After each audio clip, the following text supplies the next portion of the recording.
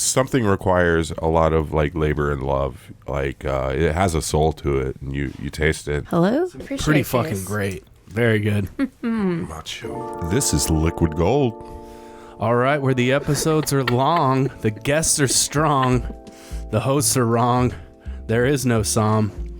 There is no lawn to get off of. Welcome back to Liquid Gold. It's episode 100. Wow. Very special episode 100 extravaganza. Your host today, Mike Wolf, here with my co-host, Mr. Kenneth Dedman. Kenneth, how are you? How's the summer treating you? I'm doing great. My heart's racing right now. I know we're nervous because we have a very special guest for episode 100. Without further ado, she is celebrating something herself, the 14th anniversary of Mas Tacos, por favor. Wow. True story? Mas Tacos, por favor. I got to get my pronunciation down. We have a very special guest in-house with us today to talk tequila, tacos, and so much more. Miss Teresa Mason. Teresa, thanks for coming. Thank you for having me. Very happy to be here. It's great to have you. Super cool. How's the summer been treating you? I've been having a wonderful summer. I have a tan this year. Yeah, you look I tan, have rested, been- Yes, I've been But I know you're working outside, hard. Working hard, but Yeah. just hanging out, using the greenway a lot, swimming, a little traveling again. great. Yeah. So that's cool. I want to hear about some of your travels over the years because I know that they have inspired what you do at work and what you do with your food. So we have tons to talk about, and I think we already have a crisp fart. Yeah. I was expecting it. We usually get it about 45 minutes in. I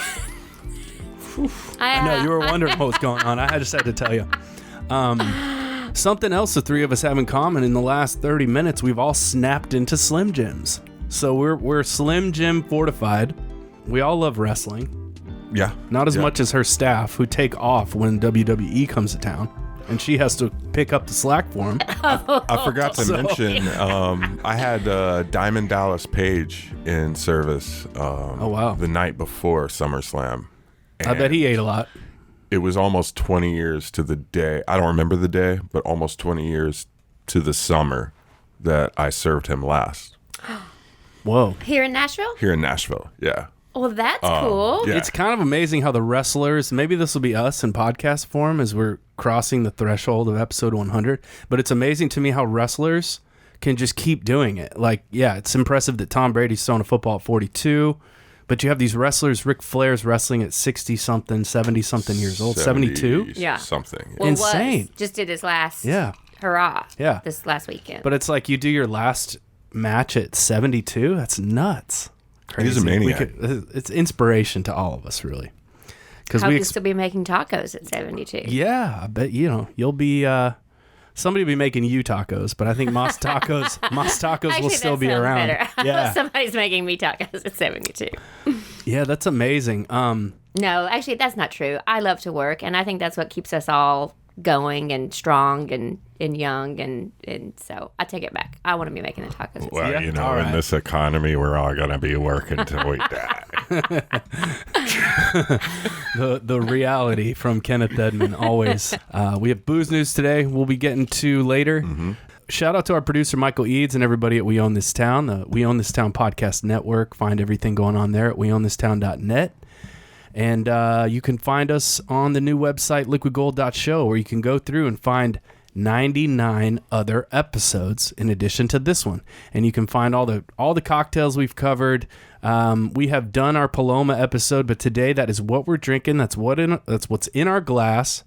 The Paloma gods shine down on us today because there was Mexican squirt at the little Latin grocery store where I go to right by my house. They had Mexican squirt, pure cane sugar. It's probably the best way to have a Paloma. Then we also have some watermelon juice, a little Don Fulano Blanco. Kenneth brought the good stuff today. And some Palo Santo bitters. So that's our cocktail that we're drinking today. So Teresa, you're celebrating 14 years today. To us, to Kenneth and I think that just sounds like crazy. Like we're like, wow, it's been 14 years. What does that feel like? Because this is a day for you to kind of look back on your career And can you believe it's been 14 years? And how does that feel? Yeah, I can, honestly. It sometimes it feels like much longer, and then other times I remember. I feel like I've been waiting on you guys for 14 years, probably too. Yeah, where did you first beginning. set?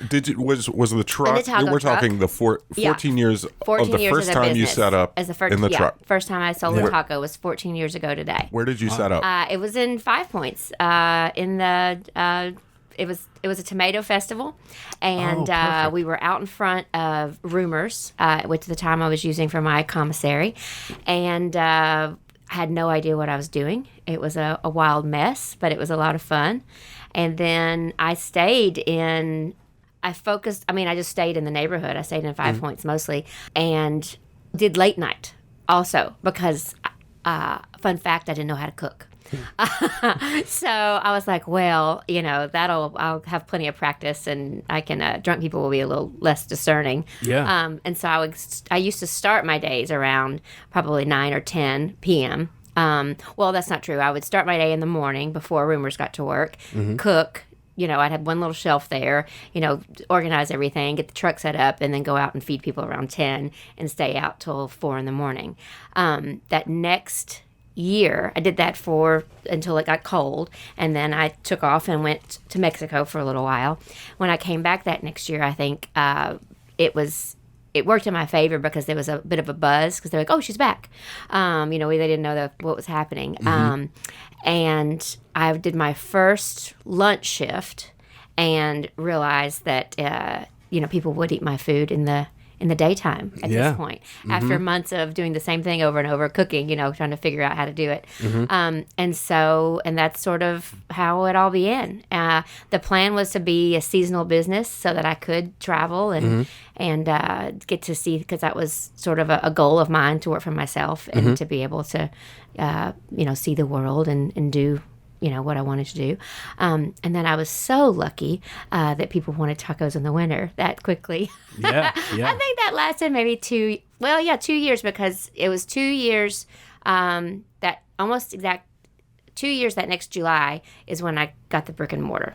Okay. And then, I think we had 3 staff at the time. And I felt very professional. Yeah. And you were busy out the gate.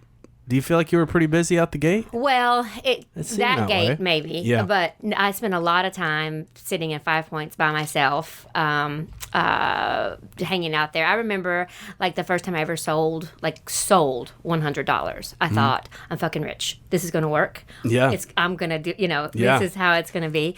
And then, so those milestones, selling, $200 or $300 in the beginning made me feel like I compared it to if I was, working for someone, then I wasn't thinking about, but you've been working for 14 hours for the 4 hours of the stuff, and you spent $70 to sell the 100. But whatever, Yeah. At the end of the day, I took it as a win. I was like, yeah, that's good. We sold $100. Yeah, just a little bit of something to get you to the next day. Yeah, but it is true. A few years, once the brick and mortar opened, I had enough people trusted the food that they were going to get, and so the opening of that was much smoother. Yeah. Okay. Less tears. I bet. Yeah. That always happens with any opening. Yeah. I've seen it myself. Tell me a little bit about the inspiration just to do this food, like your food that you're doing at Mas Tacos. I think it's kind of amazing, and you and I have talked about this years ago, but how in many ways for many years there, the menu didn't change a whole lot. You have your stuff that comes, like the fried avocado for a while, was just on a few days a week or so. Because I remember I would try to catch it, and it was like Fridays or something. But tell us a little bit about just that idea that you're cooking something every day and you're trying to get better. But I think it was so amazing after 5 years I've eaten your food, at one point, or it was 5 years for me. And just it kept getting a little bit better. It was getting a little bit better, and you had mastered that menu. But tell me what that's like for you. You're not changing it up all the time. You are trying to master this menu and do it every day. And I think that there's a lot to admire about that. So it started because I didn't have a background of cooking. I had always been in hospitality, but I was mostly always in front of the house. So I had a good palate, and I knew, the idea of consistency and quality and fresh. So, I had that going for me, that I wasn't going to let anything go out that wasn't up to my own standards. And I'm very picky. I get so bummed out when I have a bad meal. I just feel like it's like I'll never eat again. I'm just like, oh, I can't believe I did that. Yeah. So I wanted to keep it as simple as possible because I knew my skill set. So we started with, the menu started with a fish taco, but it was just a traditional Baja style fish taco. Didn't do anything special except for try to make it, the best that I could. And then I wanted a chicken taco, and that was pretty hilarious because I started boiling breast and quickly realized, I was like, this is disgusting. I was like, there's no way to get any moisture back in that. But it was from practice. Then, the first time that, I baked a whole chicken and understood about why you needed it that way if you were going to have good flavor and be able to also do a pickup in the truck, because basically you have to cook it a second time. And that came from learning. And then after throwing away the bones so many times, realizing like, oh wait, what can we do with that? Like the tortilla soup actually is probably the best story because it was basically a byproduct of cooking so much chicken once we got busier. And then we're like, well, we'll make a broth. And I had remembered having a soup at some point that was a clear tortilla soup instead of a tomato based. And so I just wanted to sort of remember that and sort of reflect or honor that bowl of soup that I had. And so you just play with it. I made soup every day for 2 months, and then one day I was like, and I was trying too hard, like keep it simple. And then and then, of course, we got that, which I think did as much for our business as tacos ever did. I think that tortilla soup is... Yeah, that's no small thing. The tortilla soup is a thing, and that is like when people get sick in East Nashville or Nashville in general, they're like, let me bring you some Mas Tacos tortilla soup. It's kind of a thing. Yeah, people bring it to each other, and it's become this thing. So what was it about those 2 months? Like, what did you learn? Did you sort of take away ingredients? You're like, I need to just focus on how, what the temperature I'm simmering this at, or... I think it was more, so again, because not having a background understanding, you just have to work off feeling. And so for me, I was just making it. And so I started, being like, well, you have to have a mirepoix, or you have to do this and whatnot. And then I realized, once I just let myself just sort of do what felt a little bit more natural, because I was like, well, I don't want to buy special things just for the soup. Like the whole point of it is, I've got all this, delicious broth.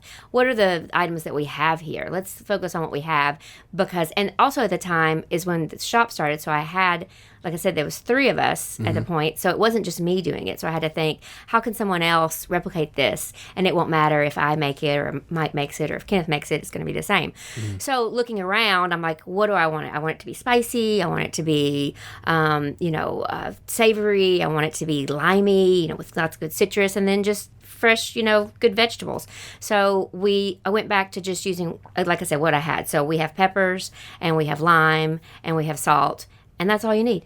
So that is, nobody believes me, but that is the only thing that's in that broth. Oh, wow. I had a girlfriend that said at one point, she was like, oh, it's addictive. But she said it's physically really addictive because of the bone broth. And she's like, so, this is going to be like your thing. Yeah. And I think that's true. So that's it. So it's just a matter of sort of dropping the ideas of what something had to be and instead what we were using, and making it easy for people to replicate. And that's been the whole menu. So we started out with 3 items. Now we have 12, which isn't a huge jump in 14 years. But everything, I feel like everything stands alone. And also, too, going back into the ingredients that we put in everything. Like, everything stands alone that way as well. So you can kind of do whatever you want. In the entire restaurant, so we've got 12 items of food. There's probably 25 ingredients in the whole place. We try to do stuff, from scratch, the best we can. So, simple things like, using dried beans or, using bone broth or making your own broth. Like when we make the tamales, I wanted them to be so delicious, and I tried all different people's recipes, and then I tried to make my own. And then I went back to the recipe that was on the back of the bag.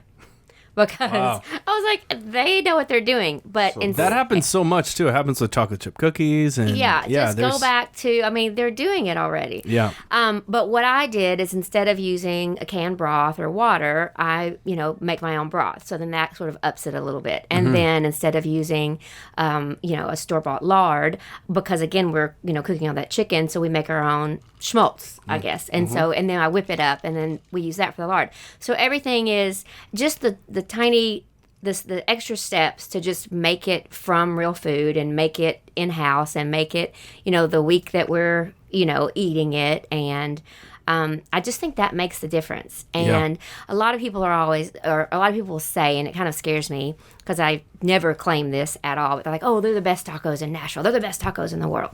And I'm always like, oh, wait. We do our best, but by no means, But the reason that I think people trust us is it can be consistent because, the recipes there's not more than like, I'll use the word touches. There's no more than like 3 or 4 touches in anything that we do. So it's easy or not easy, I shouldn't say, but it's a system. Possible that we have a system in place. Yeah. So Ben can create it, Jose can create it, I can create it, and then a challenge becomes doing it fast and doing it, 1,000 times. Yeah. Y'all are you have to be, because there's a line every time I drive by. Y'all are busy. Yeah. Prep is good problem out of control, like compared to probably how long you're actually open. Yeah. Right? So we start our day at 6 a.m., open at 11, and then we work we're open from 11 to 9. Closing is just, cleaning. But we start every morning at 6 because we're, making broth, baking chicken. And then I will say, from starting, I think is very cool. From starting in the taco truck and growing at a consistent pace, but a slow pace, that it wasn't only learning how to cook food well, the prep is another thing. Because when I started in such a small space, you have to be organized. And when I started with just myself and, it was myself and Nick for 2 years, which is the two of us. And to be organized and do all that prep beforehand so that your pickup can be real quick. And now, fast forward 14 years, and for doing it for 14 years, 5 to 7 days a week, you stump your toe so many times. You're like, oh, why am I doing it this way? So the reason that we can be as quick is because how we portion things. It still almost kind of feels like we're working out of a food truck because of just things that haven't left me and the systems that aren't broken. And then you sort of add on. When, like I said, you stump your toe so many times, then you're like, oh, let me just do it this way. And then it makes everybody's life easier. And then that's when we'll change the system. But again, there's only a few dozen products in the whole kitchen. And it's great. Controls waste. Yeah. Completely. Like, it's good to hear. Yeah. I think you're touching on 3 things that I think the home cook, anyone cooking at home, can learn from. That's going to make your food that you cook at home so much better, which is make your own stock or broth. Like, use those chicken bones and roast some cheap beef bones you can get, whatever. Make your own broth and use that in what you do. And then also, it's not a multitude of ingredients necessarily, but like knowing the few ingredients and then buying good ingredients, buying quality ingredients. And then the third thing I think is just repetition and knowing that a recipe is only going to get better over time and that it takes repetition to be good at something. Exactly. But tell me a little bit for the goal, being able to travel. And I know you've done some cool travels. I've heard about your travels over the years. Oaxaca you've been to, because I feel like Mexican cuisine is still kind of under appreciated and misunderstood here in the States. I mean, yeah, people love it for the most part, but they don't really know it's such an older cuisine than anything we have here. It's one of the oldest cuisines in the world. What have you learned? What are some things that you've seen in your travels? So I think the reason that I fell in love with Mexican cuisine to begin with, so this was the year prior to moving back to Nashville. So in 2007, I went on a long trip. And I had come from New York and was working just, with incredible people and eating delicious food. But I was watching them struggle to get things that were local, to get things that were seasonal, and the amount of work, that it took to do it. Also struggle with just the high rents and the expense of opening, a restaurant. I was lucky enough to be a part of and watch, I guess lucky enough to watch someone do it, not do so it that myself. Was 2007? Well, I was in New York from 99 to 07, I think. Wow. It's interesting. I just feel like because it's like pre-restaurant kind of boom, where like finding ingredients became a little bit easier. There's more farmers now in general, and access is a little bit easier. Yeah. It seems like. I don't know why, but I just watched the chefs just grocery shop, have to go to 10 places, go up go upstate. Yeah. It was everything felt rough. Like everything else felt so hard to do. But so what sort of inspired me, because I was on this trip sort of having a journey thinking, what's next for me?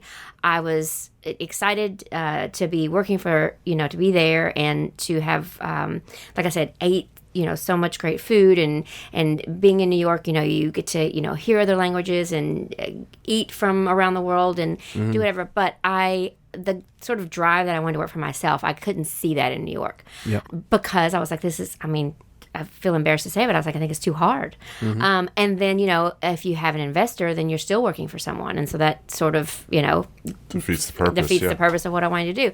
So I was a little lost. And I had went to Mexico and was just kind of taking some time to figure out, what was it that I wanted to do. And as I was there, I remember I was in Barra de Navidad, is I think is where it was. But it was there was a beach and there was a woman. Where is that close to? It is. Or what part of this country is that? South of Puerto Vallarta. Okay. So a little bit south of that. So she was out every day, and she only sold fish tacos. And she had a little cart, and she had a line, and then she would sell out. And then I would see her later, at the beach or at the market or, doing whatever. And I was like, man, that's cool. Like, I wish I could do that. That's cool. Yeah. That's cool. And then it just sort of stuck with me, and I was just watching her. And of course, I romanticized that, she's working with her family. She's her independent. She's her own boss. This must be so easy. She's got such a glamorous life. Poor lady frying fish on the side of the road. And I'm like, I mean, yeah, you're just like us. Her. You're a real romantic. Yeah. So, and I remember then going to wherever the next place that I was at, and they were, there's all the indoor food courts where, to the eye, every single menu looks exactly the same. But there's one, like the fondas, I guess is what they're called. And there's one that's packed, and everybody else is having to like, pásale, come. Yeah. And, and for whatever reason, you're like, well, I'm not going to sit down here, even though it looks like the same menu is down there. I'm going to go down where everybody's waiting. You know, that somebody knows something. And so between those like two dining experiences and just like, just having some time to be quiet and think and imagine, again, romanticizing what I would like my life to look like, I thought, this is really cool. And you can start much simpler than what I saw, being in not just New York, but any city or Nashville. I can't imagine starting a restaurant in Nashville now. I mean, just the expense and the stress that it would be. But, luckily, like I say, this was back in 2007. So I thought, you know what, I'm going to go home, Nashville, and I'm going to get a cart. And I'm going to sit on the street, and I'm going to start my business that way.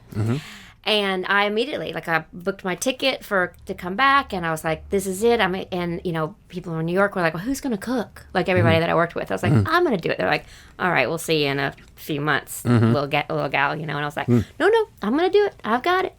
I'm just going to make, one thing or two things. Were you cooking at home at that point? Where you're like, I am never on the low key, I'm a fucking Julia Child over here. No, okay, nothing. okay. But you had the confidence. I had the confidence. There's something in there that I feel like people can learn from, which is you had something in there that was like, I can do this. Yeah. Well, so was it confidence? Was it just? I mean. You believed in yourself. I believed. Well, not really, because I said I'm gonna give myself 1 year. And if it doesn't work, then I'll go back to New York and I'll just say that I'll work for somebody the rest of my life. But I've got to. I guess I believed in myself enough. I was like, I'm going to invest. Instead of this, I had planned like a long trip because I was like, I want to travel, whatever. I was like, nope, I'm going to, reevaluate what I'm going to do with this time. And I'm going to try as simply as I can to start something and see how it goes. And then, of course, when I got back to Nashville, they were like, well, you can't sell fish on the street with a folding table, young lady. So I was like, oh, okay. And so that's where the truck came in. And it worked for me because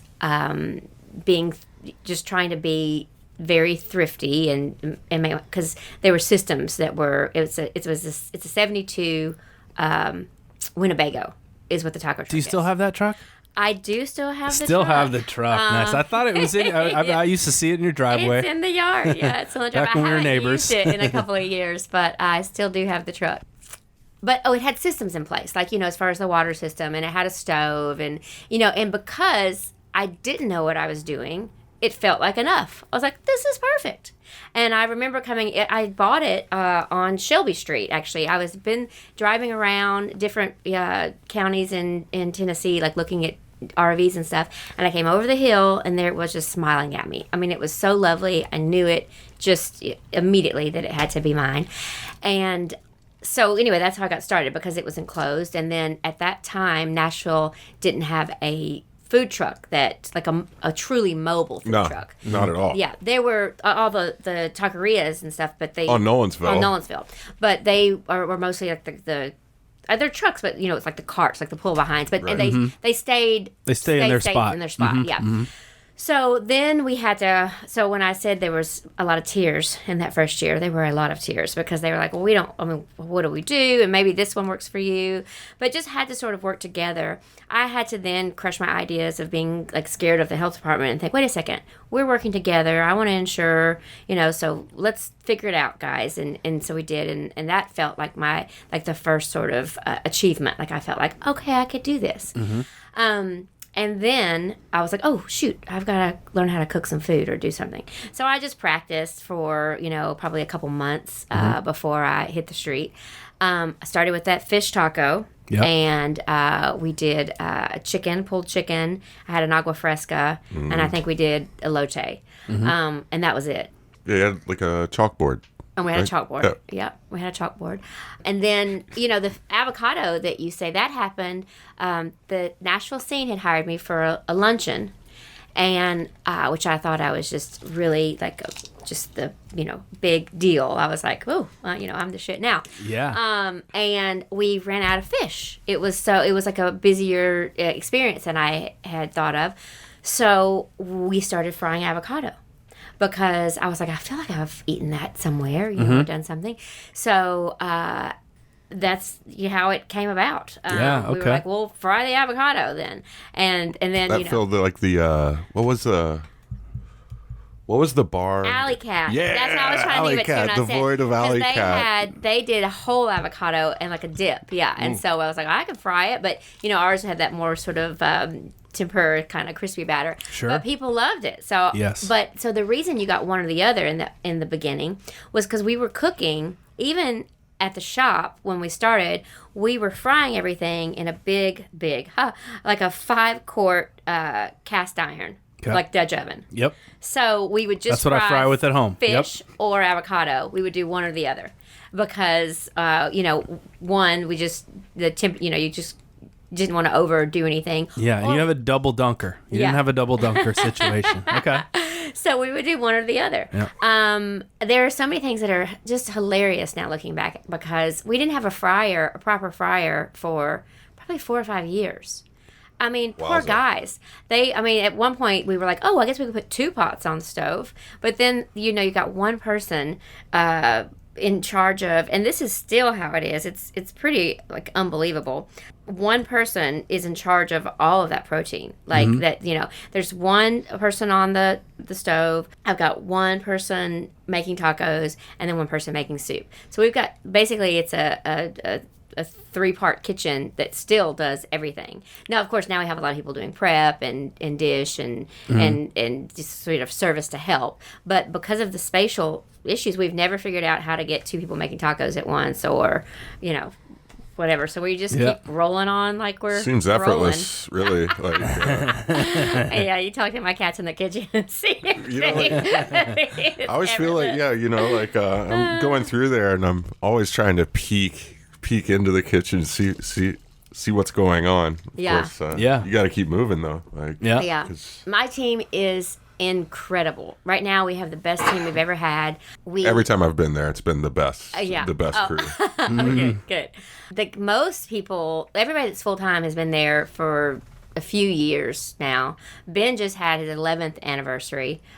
He's my manager.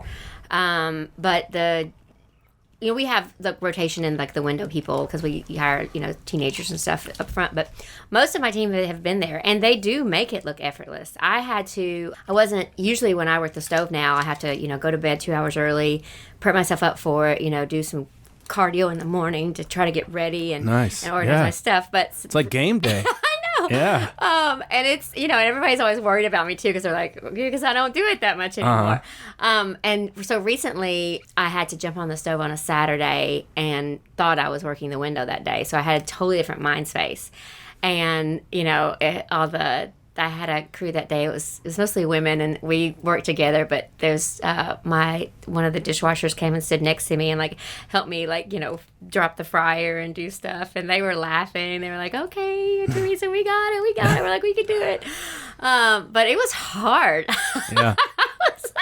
I was sweating and just not only just being hot because it's all so hot, but I was so nervous. I kept looking out and seeing the line. I'm like, don't look out there. Don't look out there. Wow. After all these years. Yeah. You still get the rush. Well, I have my favorite stations and the ones that I do, because we talk about practice. And so now since I'm not on that station as much, I have to really sort of psych myself up to do it. But I said it was good for team morale too, because it gave everybody a good laugh. And, they were like, yeah, that's cool. I was like, she can in a pinch.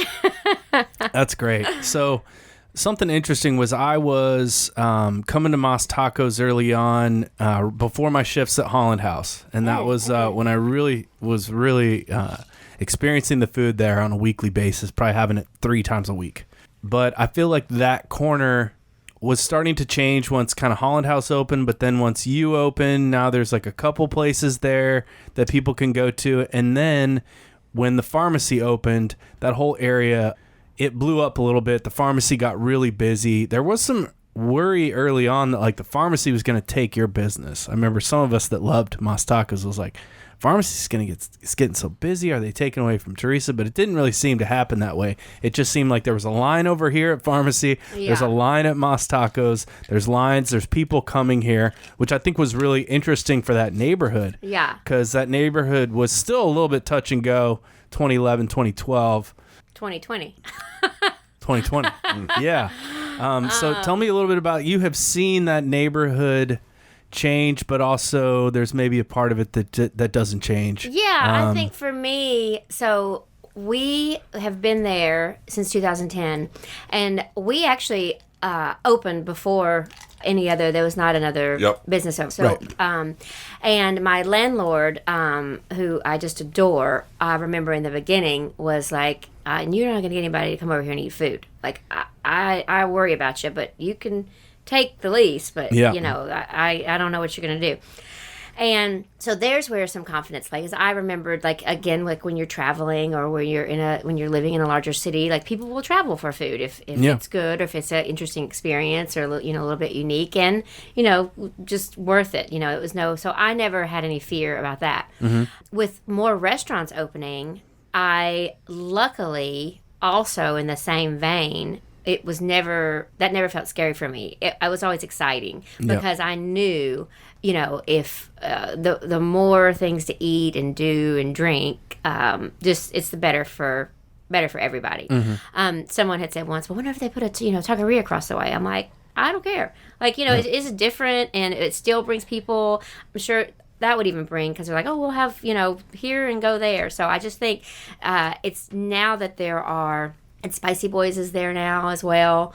And so now there's several types of cuisine. And, Lyra, I'm just in love with. Yeah, Lyra's amazing. It's so good. But so, there's something for everybody there. So now, and especially as we're such a tourist town, it feels like a food destination instead of like they're not just coming or if for Mas Tacos. And, good for me if they come to Lyra or Spicy Boys and say, oh, there's a taqueria with a line. I'm gonna go there next time. Yep. I think that's how it works. So I just think the more the merrier when it comes to businesses, even if they're all food businesses, especially honestly if they're all food business. Yeah, and I'm sure the line helps you sometimes with just some sort of recognition or respect that if people aren't going to go that time, they're like, that must be good. Yeah. Like the food court that you saw in Mexico. Yeah, that's exactly right. That must be the good stuff over there. Yeah. So you probably have... People want to get it. They're like, I want to get in that line. I need to get there. Yeah. That's great. I've got to get in that line. Yeah. I feel like one of the most positive experiences I had, definitely like pandemic. In the middle of the pandemic, I was in that line and it was early and everyone was being weird and everyone's been weird since then anyway, but like... this dude comes rolling up the street on a remote control couch. Sam. And got in line behind me. Oh, wow. Him and his buddies came just rolling. It was like not a full couch. It was like a love seat. Yeah. But they had it fully motorized. It was like on a very, I think that was for their music video. Sam had worked at Wilburn for a little while. And so that's how I knew his name. But, but speaking of the neighborhood and changing the neighborhood, I was going to say is there's still a lot of people that I've seen, like there's a young lady there named Juniper that's working the window now, and she is, I think she just turned 17. So, I've been feeding her since she was 7 years old. Her family lives on the street. That's amazing. And then there's another young man that I remember the first time he came in, he worked there for a little while as well. The first time he came in without his mother, I was like, how'd you get here? And he's like, I drove. I was like, what? Because I remember when he was, I want to say when he was born, but I was like, I feel like I remember when he was like 2 years old or something, 2 or 3 years old. He was a very little kid. And his name is Jack. He worked at Mas Tacos for a little while too, because we all called him Young Jack. But yeah, I just remember that first experience. I was like, where's your mom? He's like, I just drove myself. I was like, oh. That's funny. Yourself. Does that feel awkward when those those when kids in East Nashville? Now, I'm like, oh my God. I know, look at your ID again. The New York Cafe, the old New York, or I think it was New York Pizza or whatever in East Nashville. It was just like a family that did a delivery. Okay. And I ran into their kid who would hop out of the car and run up and deliver the pizza. I ran into him the other day at that Publix over there in Berry Hill, and he was 24 and had kids and. Oh. And he was like, "You're Kenneth, right?" And I was like, "Well, who are you?" Yeah, you're like, I haven't been aging as rapidly as you have. I grew up bringing you pizza. Wow. Yeah. Yeah. All right, before we get into, because you moved into the booze world. Eventually, you put a bar in there at Mas Tacos. I want to talk about Wilburn later. I love Wilburn. That's the bar I probably frequent the most these days. It's where we clock out at work sometimes. Yeah.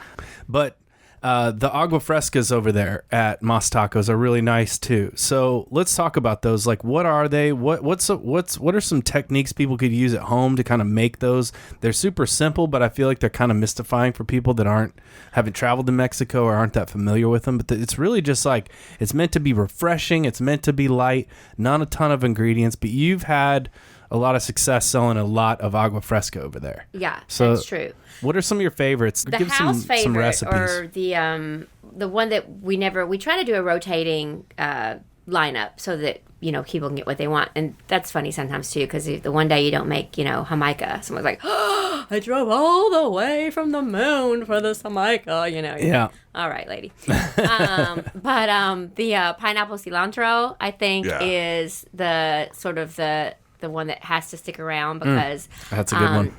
It's just super interesting and it has been there, but it's just that. So I think the thing with them, ours I guess are almost more like juice than aguas frescas, because it traditionally should be a very thin drink. I mean, it's really just like a flavored water, right? I mean, it translates as fresh water, so it's basically you're just blending a fruit and with water traditionally, and then over ice, and you can enjoy it and drink it. So for us, ours are a little bit more flavorful, a little less sugar. The pineapple we don't put any sugar in. It's just the pineapple, cilantro, blended in the blender. We put it over ice. As the ice melts, it thins out. With the pineapple, you do put obviously water in the blender as well. But this is like kind of all my cooking. Like there's not really just do what you like. Yeah. If you want it to be like a little thicker and you like the bite to it, then you use less water. If you like it, I like it thin, and I want it to be really like a flavored water. Yeah. Then a little more water. I like to put I like to make it in the morning, put a whole bunch of ice in it, and then let the ice melt as the day goes on. And then, it's kind of changing throughout the day. Kind of opens up. If you're home, and it thins out, and it stays really cold, and it's just always there and ready for you. Another one that's a favorite is watermelon, which is just so simple, because it truly is just blending the watermelon. And after, here's a trick for if you're at home. So start with your blender and always put like a little bit of liquid in the bottom to get started. But then... It's exactly what I did before I came here for our watermelon palomas. Yeah, a little bit of water, probably like 2 ounces at the bottom of the blender. And then I put a bunch of watermelon in there. And then blended it up. But yeah, go ahead. People get, I was going to say, so people get intimidated because like, oh, I don't know how to do that or whatnot. I'm like, for me, like I quarter my watermelon, I kind of score it so I can easily just scoop it out with a spoon. But put it in the blender, start with some water. And then I think like a nice little trick is instead of pouring it all out, just keep a little bit in there. And then you don't have to water it down too much. And that's where you're getting like a really super flavorful, rich drink. Nice. Squeeze a little lime in it and you're ready to go. And people people want to know how to make the watermelon agua fresca. People are always asking me for the recipe for elote, which is, nothing. It surprises them. They come back and they're so excited. So you got one? Yeah. I mean, you grill Let's hear it from corn. the master. Okay. Yes. I mean, there's no wrong. Some people boil it. Some people, grill it on, or shuck on or not. How does Teresa from Mas Tacos celebrating 14 years today? How does she make it? We grill it on a flat cast iron griddle. Okay. Without, we shuck it and grill it directly on the griddle. Because I like the nice, a little char. Yeah, you get a little char on the kernels. Yeah. And then another thing that's very, very important is to dress it when it comes off the grill when it's hot. Okay. Because what happens is, I shouldn't say I fib to people, but when people ask me what's on it, like when they're not wanting a recipe, I'm just like, oh, it's just cheese and lime and spice. Because if you say it's mayonnaise, they're like, oh, I don't want the mayonnaise. Yeah. And then they it ruins everything. Yeah. So, but the trick is, and a way to get it on there too, it works really nice, is we use a pastry brush. So you just brush the mayonnaise on and like kind of layer it in, but when you do it when it's hot, it just melts and becomes the glue. Yep. And then you roll it in your cheese, fresh squeeze, lime, a little bit of cayenne to taste, and that's it. That's perfect. So it's 3 ingredients. It's so easy. So people, that's a recipe that people like to have, and I feel like it wows their friends at parties because it is so tasty. It's so good. And it's so easy to make. It's so good. It takes nothing in no time. And so that's one that's perfect like. because we're right in corn season. What was it like going through those first parts of the pandemic where you're like, geez, what am I gonna be back in the truck or what am I? What was some of that like for you? It was stressful because I didn't know what was right, and there was no one telling you what was right as far to do. I mean, people were giving their opinions, but I just leaned on whatever the health department would say, or that was changing all the time. Mm-hmm. And so that was what was scary, because I didn't want to put my team at risk, nor did I want to put my community at risk, nor myself. But, let's be honest, I also don't want to put my business at risk. Yeah. And I like what I do. And, and it does, a lot of my pride that I have now is because, so many people in the community or beyond, love it so much. And that really, builds me up. My head is huge, So... and then I've got a team that, I guess, so when it first happened and they were talking about a 2-week close down, I was like, okay, well, we can do that. And then when people were talking about, I think it's going to be this whole summer or, whatever. And I was like, no way. I was like, give me a break. But for us, the transition was we had to change a few things. And we lost half of our staff, but we had to change a few things to make everything more to-go friendly. Mm-hmm. But after honestly, we in a one day of doing it, because of how we had started in the truck and all those systems were kind of grab and go and easy stuff, it was easy for us to sort of transition to use that window and start just doing to-go. It did change our business we started taking credit cards because, we got a phone.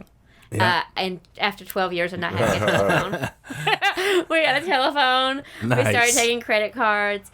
So some things like that changed that were pivotal in, having success and being able to. But basically, there were 8 or 9 of us, and those are the people that, like I said, were still in the kitchen, that we just worked every day. We went down to a 5-day work week. So everybody knew their schedule, and everybody had their time off, and we sort of streamlined some things. And we were closed for 16 months inside. Wow. We were minimally closed, for business. I mean, probably a few days, or maybe not even a few days, because we quickly just went to-go only. But inside, we were closed for 16 months, and that did affect our business, quite a bit. But because of the food being manageable to take to go, because of the price point, I was spoiled before, but we were never in danger. We stayed afloat.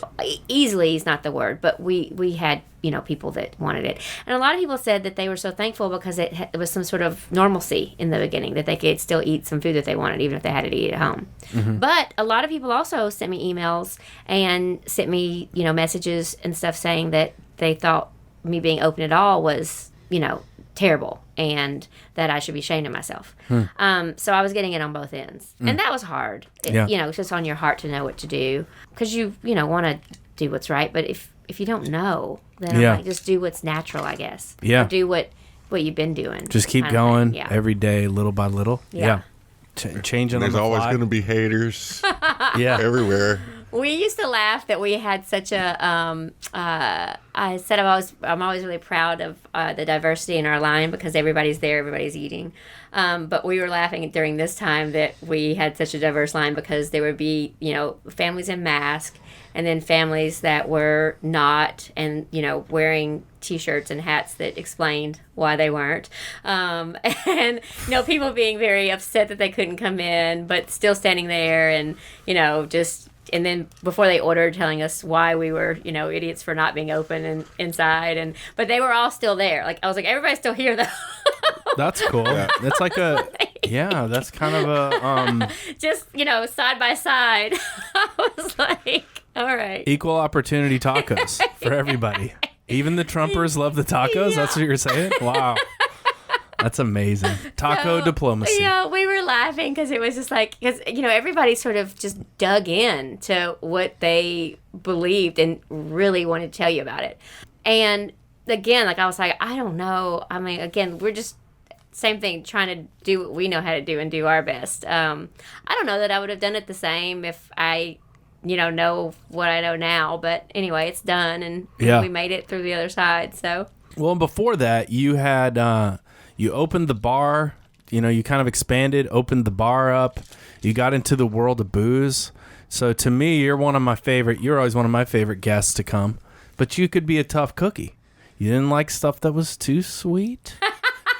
And, it might add an extra half ounce of booze if Teresa's coming in. She's, she's in the biz. She likes mostly stuff just on the rocks, but you would like cocktails.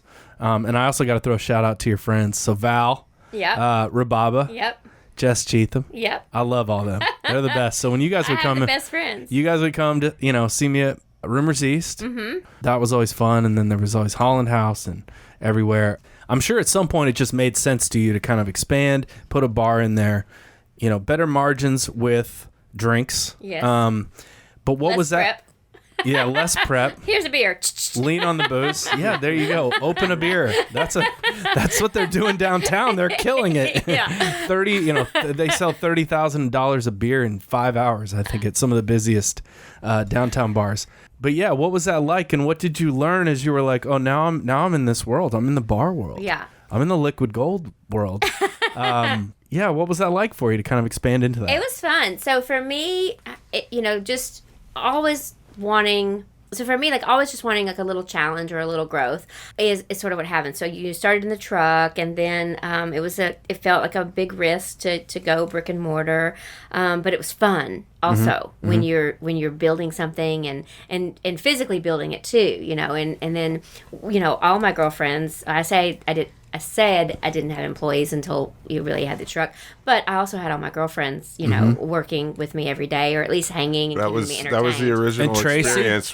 Tracy at White Squirrel Farms. Got to throw her a shout out. Yep. White Squirrel Farms, some of the best produce in Tennessee. True story. But Tracy was you know what? There was it wasn't a direct line from Mexico to Nashville. I first went to California to visit Tracy, and she is an incredible cook. Mm-hmm. And so she helped me try to make a good option for a vegetarian taco that wasn't beans. Oh, nice. So she's responsible for that quinoa taco. Oh, that's amazing. Yeah. Quinoa, that's amazing. Sweet potato. Quinoa, sweet potato, yeah. Yeah. That was something that we used to change up, because in the summertime, her version of it was with tomatilla and sweet corn and gold potatoes. And then one year for the fall, we went to sweet potatoes and jalapenos.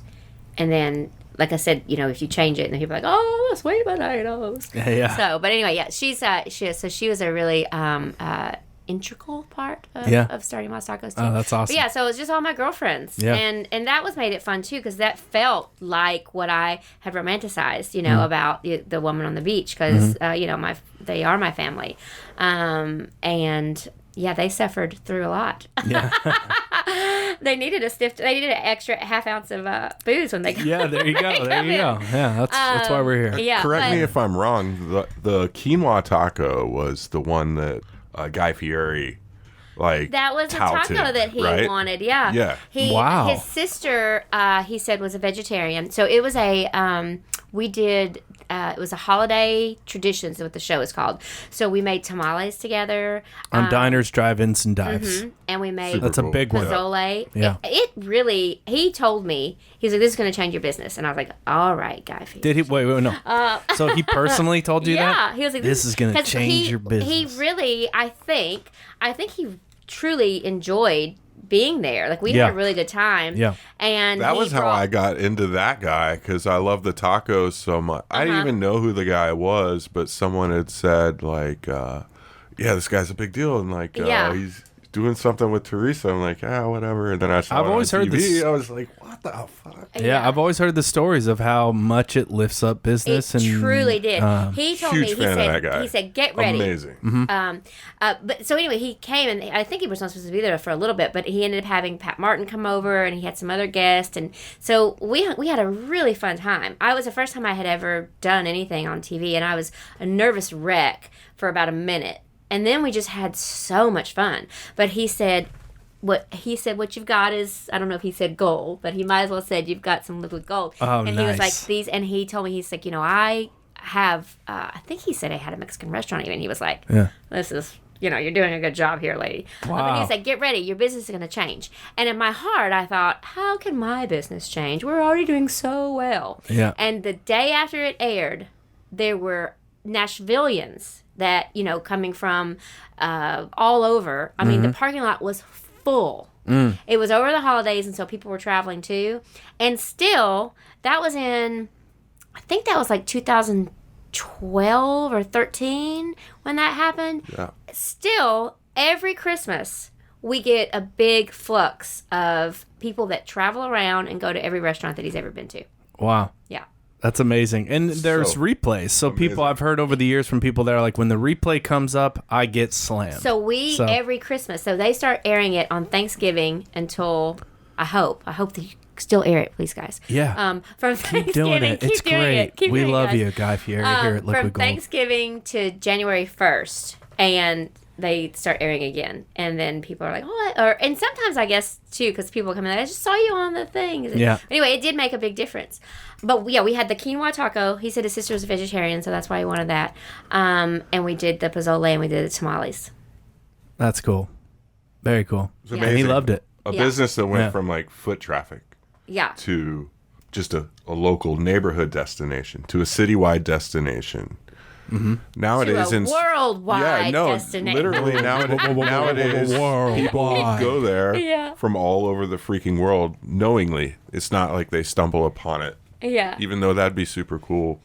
That's super cool when people do, I imagine, too. Mm-hmm. I've always loved places that are like, world famous car wash, world famous, ribs and hair salon. And the last time that the girls did the new signage that was another thing too. We didn't have a sign for years. I remember the first time that somebody really complained enough that I was like, all right, fuck it, I'll go fix a sign. I wrote Mas Tacos on the wall with a Sharpie out front. It was a thick Sharpie, but I wrote it in really wrote it in there. Onto like concrete or brick or something? On the That's concrete amazing. block, yeah. I was like, there you go, there's a sign. Yeah. But for a long time it just said, because it used to be Hampton Deli, so it just said, we put "icious" on the end, so it just said delicious, and there was no signage. But the last time that we repainted, we added world famous, and I just love those words. Yeah, they just ring so well together. I was like, I think we can do it now. Hell yeah. That's right. But with the bar, it's exciting because it feels like you are going through that process of opening a new business. It's less scary in some ways, as because if you've done it with the truck and then you've done it with the shop, and then now you're adding on a bar, your cantina, and that was to a complaint with people. They were like, I would come here, but I want a beer, or I want a margarita with my tacos. So it felt like it was a great option for us to be more inviting to lots more people. But for me, it was fun because here's a whole other place you get to decorate. Here's a whole other place. And you vibed it out in there pretty quickly. Yeah. Get to, paint and do something different. Because, at that point, I think the bar is maybe 6 or 7 years old. But at that point, I had been making tacos for a very long time, and my days were looking very similar every day. And so getting to do something new was just as much the excitement of it as of, letting, you guys to offer you something new. But the same thing, we thought, how are we going to do it? We just fresh fruit and a good juice or a good tequila. A good agave and some fresh fruit, and we're going to call it a day. Fast forward now, we have, beautiful agave selections, tons of mezcal, rice. And the more you learn too, like you talk about Oaxaca has been one of my favorite places to travel, and I used to feel very confident speaking about, mezcal. The more I learn, the more I'm like, keep your mouth shut. Because, you have no idea what you're talking about. But it's fun to, understand regions and, raicillas and netas and all this stuff. So I think actually we have more mezcals than we do tequilas currently. But wow. they're really fun to enjoy and to taste. And have you seen people open up more? Like when you started, it was probably you had a little bit more tequila. You had plenty of mezcal when you started. I remember that. there's so much more available now. And there's racias, like you're saying, bacaneras, and so much more mezcals available now. It's just like but have you noticed people like moving into mezcal like more over the years? That people are less scared of it for sure. And because you do see more of it, like, everywhere. It's not as... another thing, too, I think it's kind of... There's a cool factor. You talk about, like... And where people... so they're like... They want to try it because, that's what their bartenders are drinking. Or that's what, they see, like, nicer places having. Or you talk about techniques and, old world styles. And that's become something... And it's something to talk about. People will, lengthily, talk about it. So yeah, I think that people are starting to enjoy it much more. And it's fun. We get a lot of we still serve a lot of like locals and bartenders and chefs and stuff, because I think they can come and try a lot of things there that aren't available at a Agreed. almost decent price point. For sure. All right. Now we've got a special, something special for episode 100. So we've got the book in November 18th. Cheer, the Liquid Gold Holiday Drinking Guide. We got it right here. And we have a chapter in here. Chapter 6 is Agavember, the wide world of agave drinks. And this is where this is something we've been doing basically since episode 1. We have a kind of an ethos, a manifesto. Tequila is unfair. Why is it unfair? Well, it goes with pretty much everything, makes everything better, can work in almost any cocktail. So let me read a little bit from the book. This is a preview of the Liquid Gold Holiday Drinking Guide, episode 100. And I'll just break it. This is kind of why we're talking about tequila in the book, is because we love it, and mezcal, raicilla, everything. So let me just read from the book here. No other spirit, unless you want to argue about another agave spirit like mezcal or raicilla, gives you the same feeling of life coursing through your veins the way tequila does. No other spirit can claim to be a stimulant and the reason why Sammy Hagar still matters. But before I start writing another country song about the pleasures and pain of tequila, let's look at the components and break down why these agave spirits are so well suited to drinks. Tequila has 3 basic categories or aging systems: Blanco, unaged or rested for 1 month; Reposado, aged from 2 months to 1 year; and Añejo, aged from 1 to 5 years, while some brands are experimenting with extra Añejos that are aged as long as 9 years. What's unfair is how all are delicious in their own ways, which is rare in the spirit world, and all go with a wide variety of ingredients from summer and exotic fruits to vermouths and amaros. Ever heard a spirits professional wax poetic about how the real subtleties of whiskey reside in the unaged, pure expression of moonshine? Yeah, me either. I'd say it's kind of unfair. Tequila brings out the truth in people and has been used in interrogation by ex-husbands and ex-wives. Truth serum, tequila, both have 3 syllables. One can only guess why. The most ubiquitous cordial in the world of mixed drinks other than simple syrup is grenadine. Though nearly destroyed during the darkest days of the cocktail in the late 70s and 80s when it became an imitation of itself as it languished on grocery store shelves, real pomegranate grenadine is back to being the bar staple it always was. While the artificial versions were made with ingredients like corn syrup and red food coloring, whose only real purpose in life was to make Shirley Temples, bartenders are creative with grenadine now, combining pomegranate molasses with pomegranate juice and flower waters to create exotic, aromatic cocktails. The spirit most suited to grenadine from a pomegranate flavor affinity standpoint, that's right, tequila by a mile. I mentioned hot peppers and their relation to tequila, but what about other vegetables like celery, cucumber, squash, and corn? Can you think of any other spirit that even remotely works with these oft-forgotten ingredients of the beverage lexicon? I'll wait. Tequila, in fact, is ideal with all these fresh, singular flavors. Fucking unfair. So that's part of the Tequila is Unfair manifesto in the book coming up. But what have you learned dealing with tequila all these years and having a tequila and agave focused bar? What have you learned about it that maybe you didn't expect when you started that part of the venture? I think maybe going back to the Oaxaca trip, the last one that I took. Yeah, let's hear some. We got to experience. Del Maguey had us out, and we got to experience I believe it's palenque is what it's called. But basically, it's the roast, and so we were there when they were harvesting, piling, burying, praying over it, and then we got to enjoy some of the juice was the word that was used there from the batch from a prior batch. But understanding, because people are like, why is it expensive, or why is mezcal this or what? But when you see that and understand like just how laborious it is and how long it takes, and then when you start tasting it, because sometimes when I still get lost when I'm tasting mezcal, over more than having a couple at one time is over my palate. But yeah, it's intense to be tasting different mezcals. Yeah. It's a robust flavor. But understanding like what makes a mezcal special, like we'll have something. Like, for instance, like the pechugas, like if they're considered, they're a treat, and they should be, like the tamales, like a holiday thing. Like people shouldn't have them all the time and every day. I mean, they're delicious, but it's hard work. And so when you realize that, well, the reason it only gets produced once a year is because that's the only time those varietals, those fresh vegetables, those fresh fruits are available in the fall. And so it's made, and you can only make so much of it, and there you go.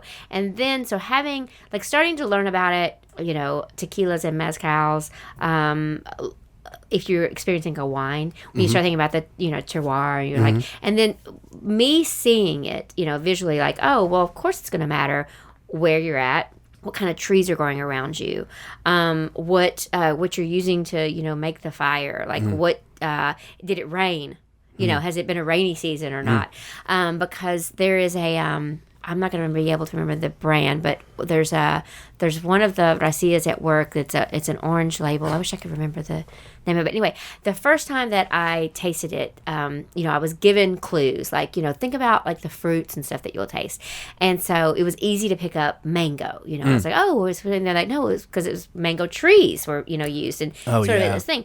But it also happened to be in a wet season. And so they're like, now think about like a funky cheese. And I was like, well, I just tasted those mangoes. And then having another little sip, but being like, and again, I was being, coached through it. Yeah. But I was like, oh, wow, that is disgusting and, rotty. And, but in a wonderful, interesting way that you want to taste it again. And what else can I taste it, in there? And so I think that's why, for me, I have such a passion to learn as much as I can, because it is so cool. And if you, get a spirit that has been made by someone that loves it, and, they're making, we'll do flights. A lot of times I like to do flights either from the same location or from the same, wild agaves, so that you can, and then being from different locations, so you can taste, when you,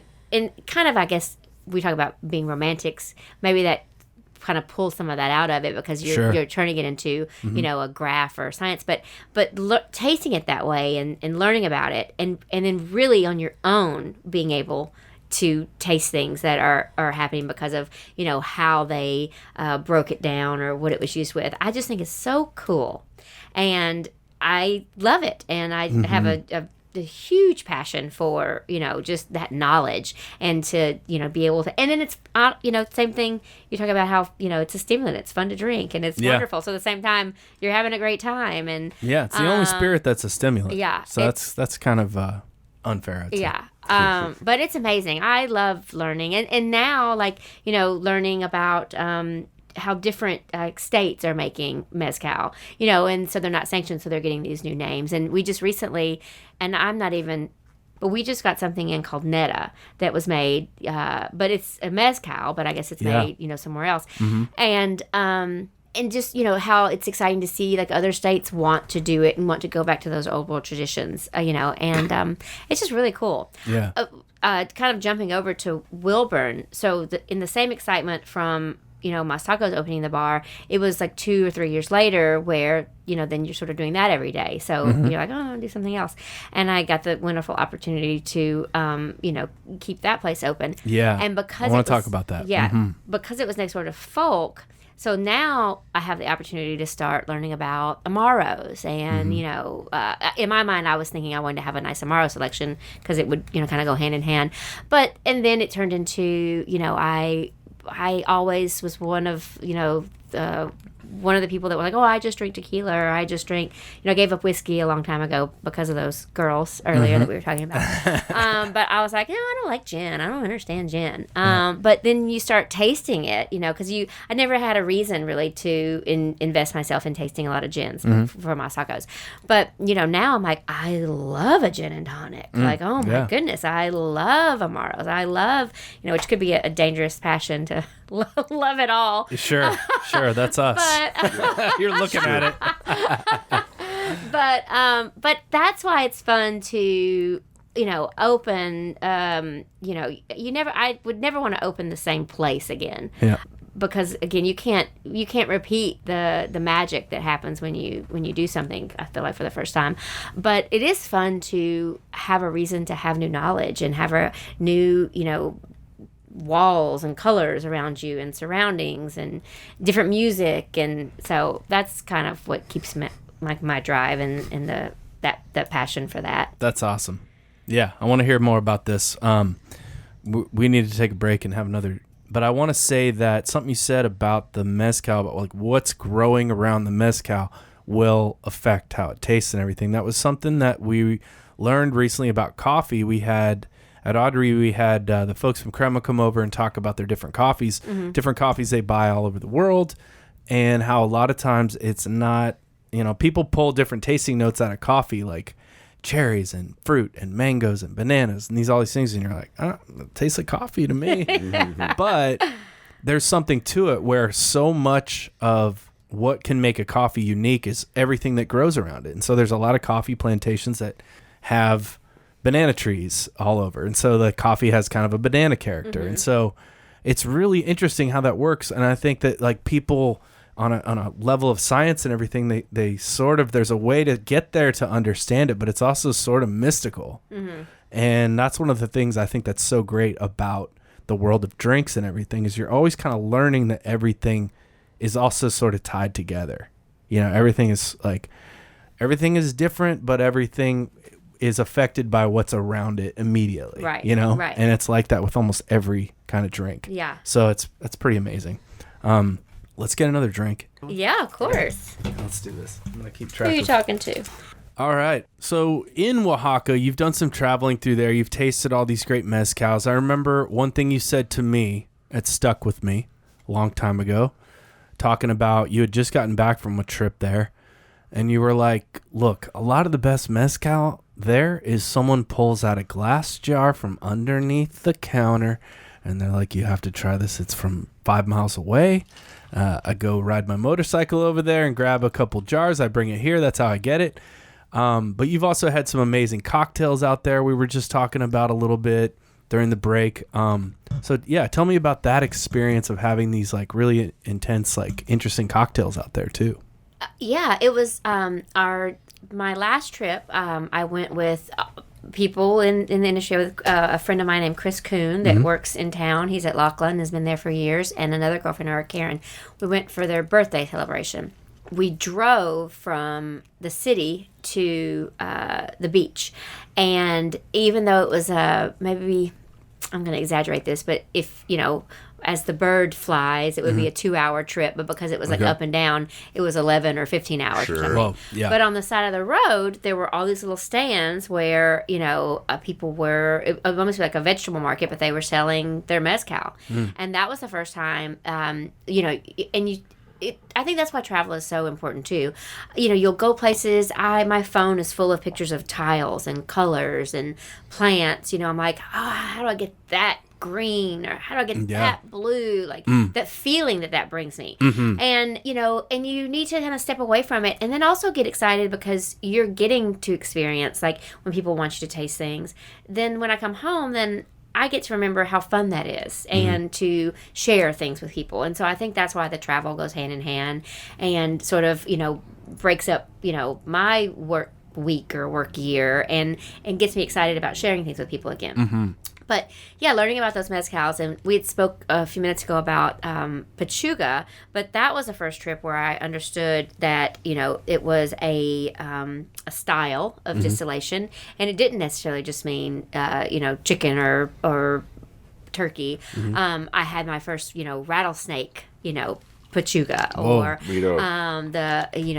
we had at Del Maguey we had the Iberico, and they told a really cool story about like kind of smuggling an Italian ham back in for the first time, that somebody was playing around with it and created it, but so mezcal there, I mean, obviously is a spirit of choice because you're just surrounded with it.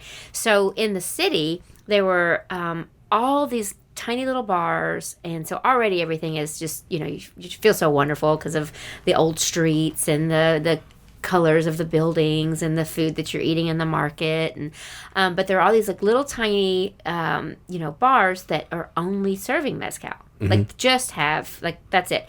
And it was the first time that I experienced, because I had been, this was, I forgot how many years ago, but traditionally, other than having like a mezcal margarita or just having it neat to try to figure out what it tastes like, I hadn't had a lot of experience with different cocktails.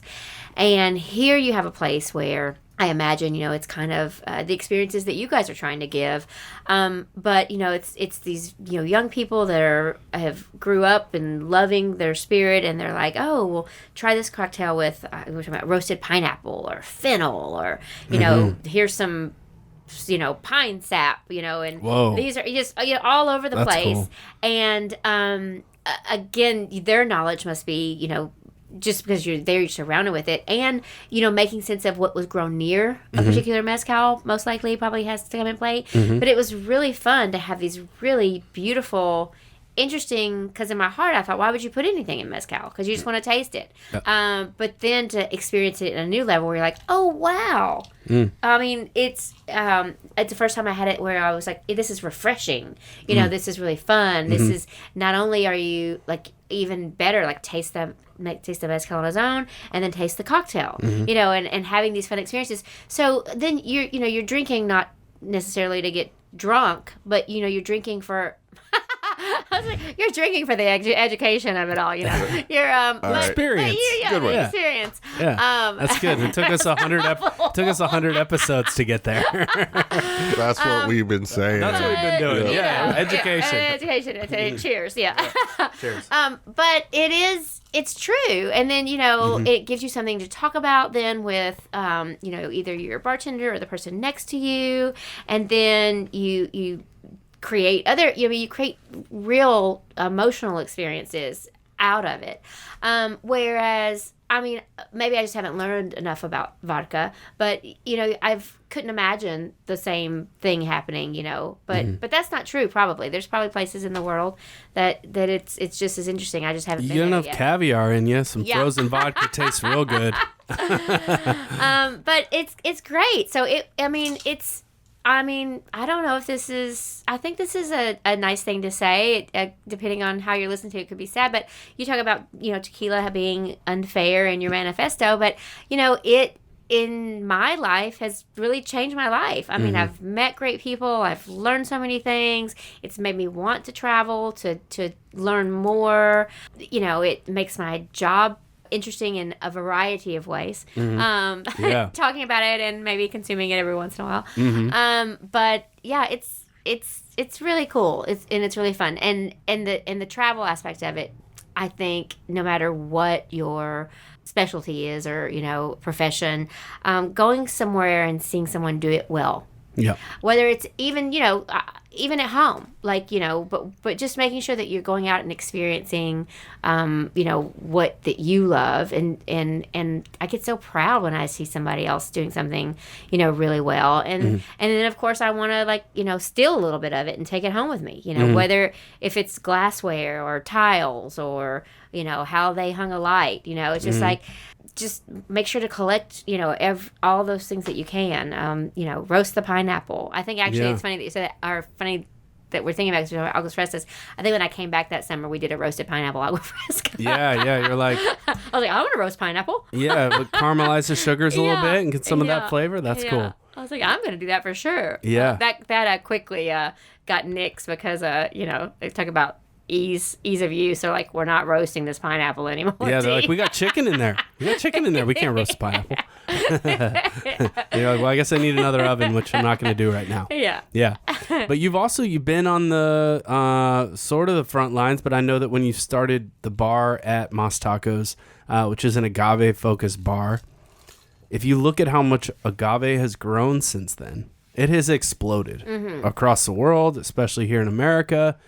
Have you seen that? Like, but going back, like we were, I was bartending across the street from you for a while. So I know that people loved tequila in Nashville a little bit more than I was expecting.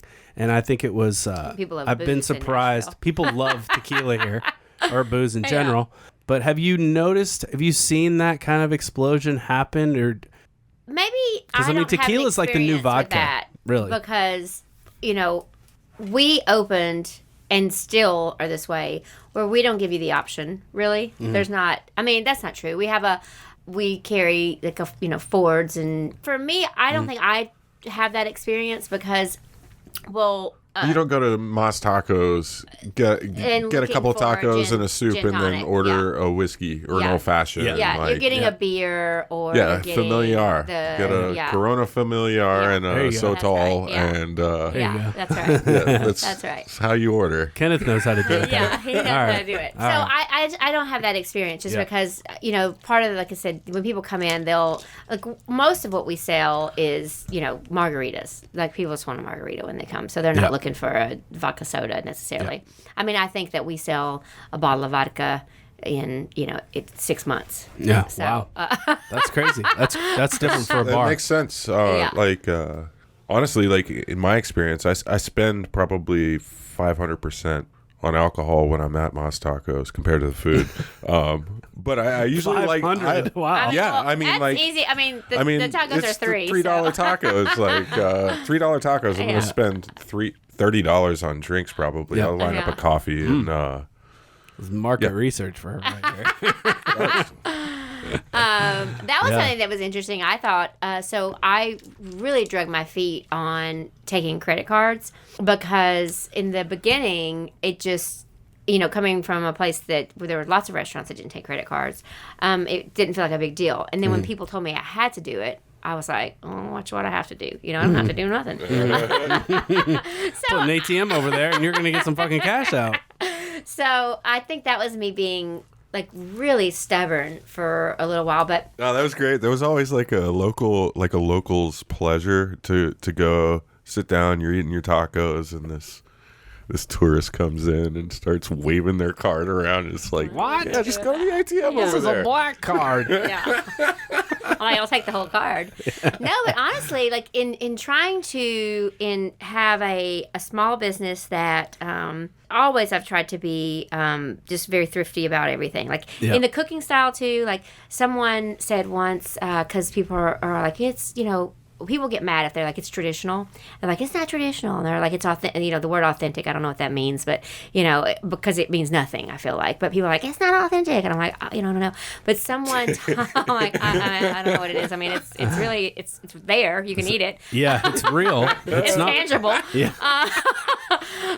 But, it's always something that my skin has gotten so much thicker over the years. So that is something that, like, where now I don't take everything so personally. I'm like, okay, whatever. But, this is a good story. A man came in once and he ordered a bowl of pozole, and he was with his whole family, and it was like 12 people. And he came in and he said one bowl of pozole, and I was like, okay, feels strange, but sure. Here you go, sir. And he went and he sat down, and he opened it, and they sort of all huddled around, and he came back over, and no joke, he was like, 12 pozole. Oh, wow, yeah. And I was like, and he told me, he said, we didn't know what to expect, but it's home cooking. And so going back to sort of what we were saying, and in that way also, so I grew up with my grandmother, and she was a very Southern cook and was, born here and raised on a farm, and always didn't waste anything. And so that's kind of what makes it good, by using like fresh ingredients and using everything, but that also makes it more affordable. So it's almost like you're cooking for, like, you're very, on a very slim budget, cooking for a giant family. Like, that's what we do every day. Like, of course, it takes a little extra step to do dried beans or to make your broth, but when you realize the broth that we make is kind of free, because you're paying for the chicken and the whatever, right. And that's like a nice way to be able to feed a lot of people on a budget. And so that kind of goes back to spending more money on booze, but also goes back to why adding the bar does make it easier on us to make a profit or to do something, because there's less prep, because you're not like having to spend, like, it takes 12 hours to cook our beans, or it takes 14 to do the pork and whatnot. So I mean, we're always doing it, so it feels easy. But if you were doing it at home, it would be a little bit of extra work. But you would save a ton to do so, and especially as food prices are going like up and down all over the place. There's not much of a way to like fake hard work. I've tried. Like, in life, like if something requires a lot of like labor and love, like it has a soul to it, and you taste it, and like that's why tequila is so amazing, because it takes a lot more hard work than a lot of other spirits. And we've talked about how so much of the work is like letting the thing grow for years, and that's what's the inverse reaction or inverse relationship with whiskey in the barrel. Is you make the whiskey, you make the mash 6-7 days, and then you make whiskey, and then you let it sit for a long time. The agave plant itself has to grow all this time, and you have think to keep about it alive. all that happens. You have to take care of the ground around it and the environment, and yourself, the patience, like the way you know what I mean. Like that's a whole other like energy that you're putting into something. I until you just read your manifesto, I never thought of it that way. But listen, I'm on board. Nice. Give me some Kool-Aid. Yeah, right. Well, we got some right there. It's got watermelon and lime and the special Mexican squirt from cane sugar, which is special. So, but Wilburn Street Tavern is a place I frequent. I love Wilburn. Right down the street from where I work. Walk down the alley, and I'm right there. It's unassuming. It's a bar. It's a bar. And it's got a real welcoming atmosphere. I've been in there randomly on like a Tuesday night, and there's a couple guys playing jazz over in the corner. But in general, there's a pool table off to the side. There's a bar. You can maybe get a hot dog there. But tell me about the impetus to take over the Wilburn Street Tavern and how that whole thing came about. So that, again, was, I think, needing a push or something different. And that was a time, so Wilburn, I think we're 4 years now, but we were closed for a while, but I think I've had it for 4 years. And so it was a time where, like, it was good for me because I wanted something different. I was trying to, at that point, spend a little less time at Mas Tacos. I know it was because I was having a little pity party for myself because I was turning 40. And I thought, I've been here. I couldn't believe, good for me, poor me that it was a success. But I was like, I didn't mean to be in Nashville this long. And, and I'm just going to be standing in this kitchen for the rest of my life. But I didn't feel like I could just, be like, okay, I don't want to work anymore. Guys, take it. So I was like, I got to get a new job. And Wilburn became available. I think it, was up for rent within, I feel like moments of me thinking that. So I was like, oh, okay, there you go. And it was already so cool, and just had such a good energy, and everybody that knew about it loved it, and it was, just it's terrible in all the right bar. way. Yeah. It was just what it is. I forget that lady's name. Paulette. Yes. She lives down the street, so I still see her daily. Oh, sweet. But of course I wanted to add spirits. It was a beer bar. So we tried to keep it as similar as we could, but also, I don't want to say better, but make it, make it our own. I'll say that, make it our own, but try to keep it thoughtful of what the space felt like. And that was a great success because I feel like so many people when we first opened, that was another thing too. People were when they first opened, they'd come in, they're like, "Oh, you've changed everything. It's terrible. I'm never coming back." I was like, all right, thanks. And then the next person come in, they were like, "Oh my gosh, you didn't change a thing." I was like, so everything, I think it was, fast forward now, people just assume that that's what it's looked like forever. But it was fun to, again, like to have a new space, to create energy, to think about, we're going to learn about new spirits, to have like a, felt like a clubhouse for, my friends and the neighborhood. And I was really excited. So it's been fun.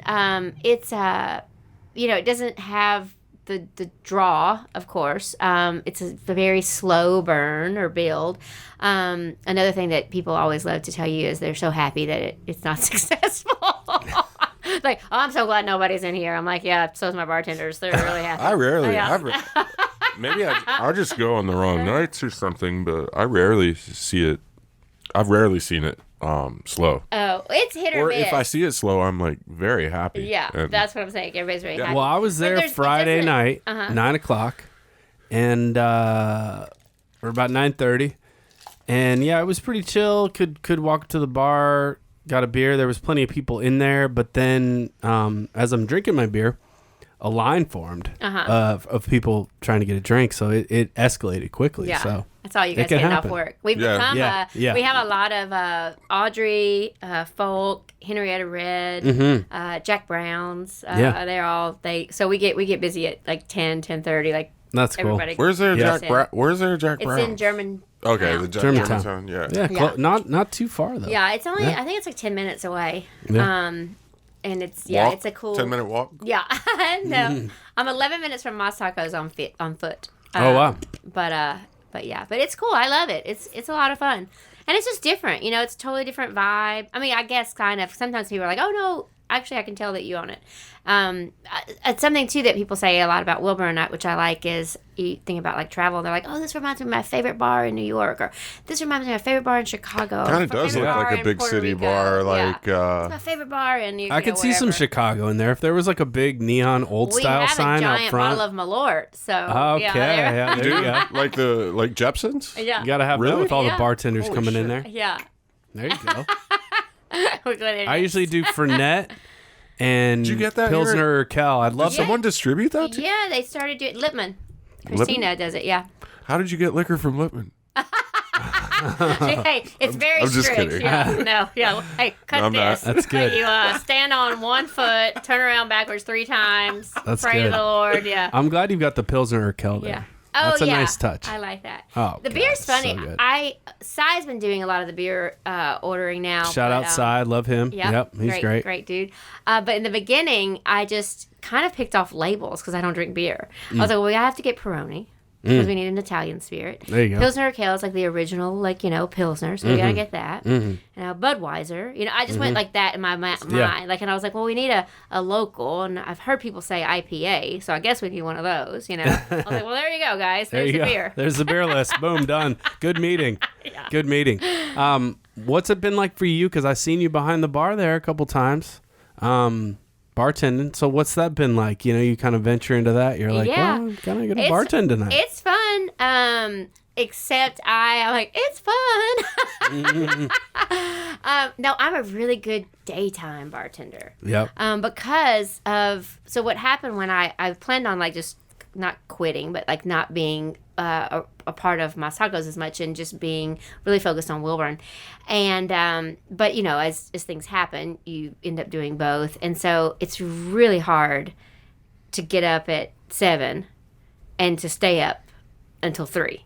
Yeah. And so what happens? Actually, I bartended last Wednesday, and it's one of our slower nights for everybody listening. You come on Wednesday. Wednesdays. Good to know. Wednesday. Are you there on Wednesdays in general? Plenty of parking. I'll be there. Okay. Yeah.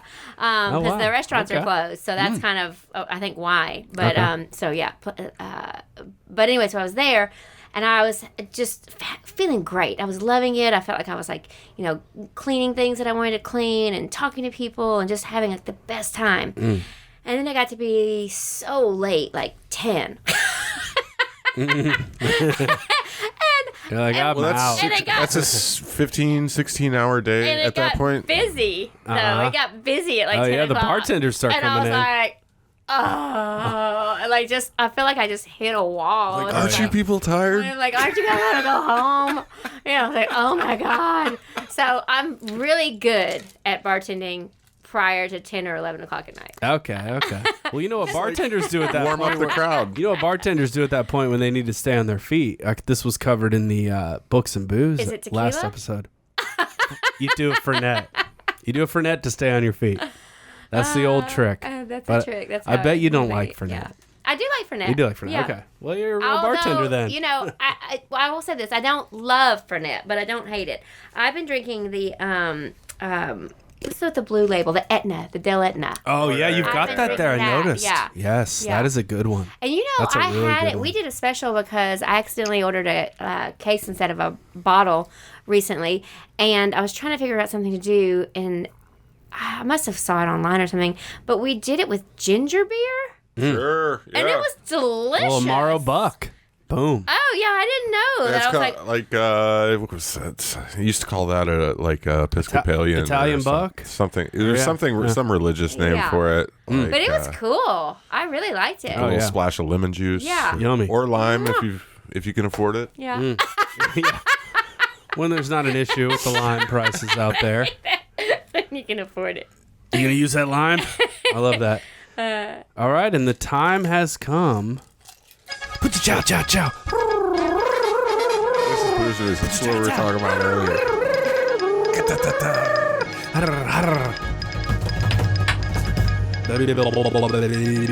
Booze News with Kenneth Dedman.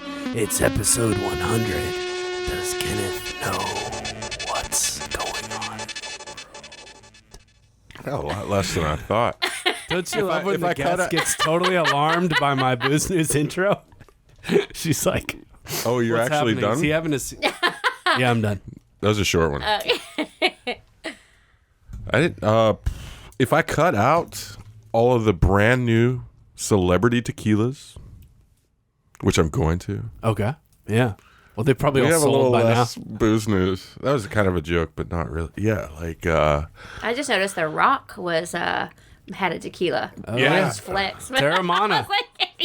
If you can see me, I'm flexing. He's a big deal in our house. My kids love The Rock. Okay. Yeah. Yeah. Yeah, they love anything he does. Big fans of What? Jungle Cruise, and then Okay. what started it was the Jumanji. It's the Jumanji movies. I thought when Jungle Cruise came out, I thought he was playing the same guy in Jumanji, Well, which he is. that's the joke, but, yeah. But I literally thought He's like always playing The Rock. I don't know, like the posters for the movies look kind of the same, so I just thought it was just like a sequel to it. Yeah, The Rock in a tank top and some ripped up khakis. I love The Rock. Let's It's do it. like He's more great. wrestling, It's like Yeah, a little episode 100 double wrestling subcategory. Okay, in Los Angeles, newest hottest restaurant, the Golden Girls Kitchen, recreates the set of the Golden Girls. Oh, wow. It'd be Beverly Hills. Most of the dishes are soups. Keeping it We know right how to the important- show. Yeah, that is. Followed by like an extensive cheesecake collection. Oh, wow. That's about it. Wow, the Golden Amazing. Girls. I didn't know about that. That's amazing. I didn't know about it either. And I just started rewatching it the other day. Freaking groundbreaking. I think like maybe for the 80s, for the late 80s, they kind of took over what Cheers was trying to do early on. Did y'all watch Cheers? Yeah. I started rewatching Cheers recently. Yeah? Yes, I'm in love with it. I Wilburn started from Wilburn has kind of a season Cheers. 1, episode Cheers 1, vibe. and Yeah. restarted it, and Yeah. I'm crazy about it. It's amazing. Even like season 2 of Cheers, which would be like right around season 2 of Golden Girls as well.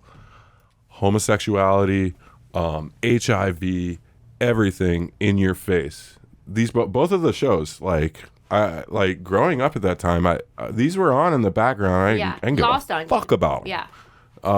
If it wasn't animated, I didn't care at that time. But like, killer shows, groundbreaking shows.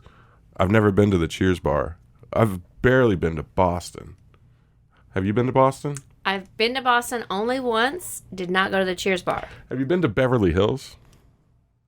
I think so. Yeah. You have? Yeah. I saw. Yeah. My brother lived in L.A. for like 10 years. I've like seen Beverly Hills. Yeah. Never like. I've seen it. So what was crazy? I had a Beverly Hills moment. We're walking around like, this is fucking crazy. This is weird. And then Pierce Brosnan walks by us in like a leather like kind of trench coat with like the collar up. Mm-hmm. Pierce Brosnan's like walking down the street in Beverly Hills. It was like, okay, that's such a Beverly Hills moment. Did you yap at him? Nah. Yeah. Nah. See if He was never my favorite Bond, so I was kind of like, nah. He's the worst Bond. I think he was okay. He was saddled with terrible movies. I'll give him that. My favorite Bond terrible was, scripts. My favorite Bond, I think, only did 2 movies. Timothy Dalton. Oh yeah, he was good. He was hip. Still is hip. Yeah. He just broke his hip. Hip replacement for Timothy Dalton. Put some tequila on it. Oh shit! What about Key West? Y'all been there? Oh, yeah. I did go to Key West. Really? Yeah. The complete opposite end of the country. Yeah. I've never been. I've been to like all over South Florida. I'll probably get in trouble for saying this, but I feel like I was there a few decades too early. But Sarah and I from Ben Candy, we rode our motorcycles to Key West. Anyway. What happened in Key West? Key West, yes. Yeah, sorry. Congratulations to attorney John Avril, who won the Ernest Hemingway look-alike contest. Oh, that during is it. During the Key West Hemingway Days celebration, which is days long, once a year festival in Dade County. Yeah. Devoted to all things Hemingway. I've seen the photos of these look-alike contests, and they're pretty scary. They all look typically the same. Dudes. Yeah, they are. There's like a picture of 10 of them, and they all look exactly like Ernest Hemingway. They all got like a wool sweater on, and it's basically in always on in July. Cuba. Yeah. Mm-hmm. Anyway, yeah. I'll show you all the photo in a sec. There he is. Yeah, there it is. Those are surrounded those photos. by other there he is. Hemingway with Hemingway. You like Hemingway, Mike? Yeah. I like some of it. He's okay. Sun Also Rises, Old Man of the Sea. Old Man of the Sea. And then Movable Feast. I love that. All those I really like. You know what I saw recently that someone told me was sexy and I should watch? What? And it wasn't sexy to me. Okay. Last Tango in Paris. Never seen it. Ugh. If you don't think it's sexy, I'm not going to watch it. No, you should watch it because done. Not watching it. I want to know if you think it's sexy. Okay. Or if it disgusts you as much as it did me. To Have and Have Not, For Whom the Bell Tolls, The Garden of Eden. Garden of Eden. Garden of Eden. The Garden of Eden. Put that on y'all's read. It's a that's a easily forgotten name. Yeah. The Garden of Eden. Started the novel in 1946. Worked on the manuscript for the next 15 years, during which time he wrote The Old Man and the Sea, The Dangerous Summer, A Movable Feast, and Islands in the Stream. Mm-hmm. And this one came out after he died. Very and interesting. talk about like touching on just unique like experiences like in sexuality and fluidity and things. It's and then and even I think it was in the 60s, and so it was very unique for her to be dressing like a boy. And they both fall in love with the same girl. Whoa. Yeah, it's pretty interesting. Trouble. Sick. Yeah, and he's a writer and is distraught and whatnot. Sounds like an East Nashville tale. The Garden of East. The Garden of East. He coming soon from Turner Publishing. The day he decided to tear the sleeves off of his denim jacket. And she did too. I gotta reinvent myself here. Okay. What else is booze-worthy out there? North of Key West on the I-95. The Florida Files. In Titusville, 58-year-old woman receives a DUI on the I-95. Bottle of Jack Daniels in her possession. That'll do it. She's driving a golf cart on the interstate. Maybe Brevard County, where at the same time that happened, a Florida man showed up at the Space Force headquarters. Space Force has a base, and it is in Brevard County, to warn the government of aliens. Oh, wow. Love it. Love this. Corey Johnson of Ocala, which is where John Travolta is from, mind you. I've seen John Travolta's house there in Ocala. He's got a landing strip in his backyard that goes like up, like it's slanted up, so that he can stop the plane in time because he doesn't have enough property. Oh, wow. For a full. I'm sure you could afford a full like landing strip. Yeah, landing that's cool. strip, It's problem solving. Anyway, Corey Johnson, 29 years old of Ocala, showed up in a stolen Ford F-150 at the Space Force base, Brevard County, to warn Space Force of Chinese dragons fighting UFOs. Wow, Chinese dragons. We've had this theme come up before. It's happened before where people get pulled over and they're like, look, I have to warn you that aliens are coming. And we had another story like this that's actually in the book. Time travel. This guy was like, he had a 0.4 something blood alcohol like crazy. And they had pulled him over and he was like, I'm actually from the future. And I overshot my time machine by a year. So I'm here to warn you, this time next year, the aliens will be here.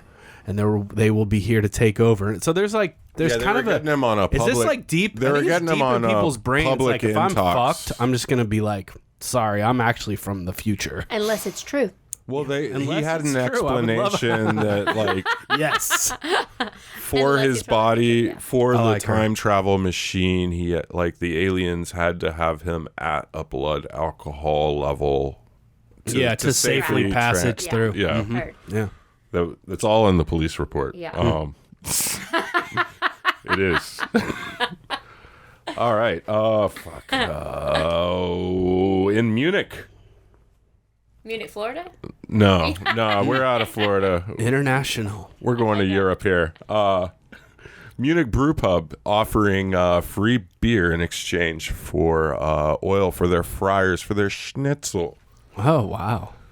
Yet another food cost that we haven't talked about is oil. Is just like cooking frying oil is going through the roof, and apparently, especially like in areas, it makes sense in areas closest to Ukraine, who produces a high percentage of the world's like grapeseed oil.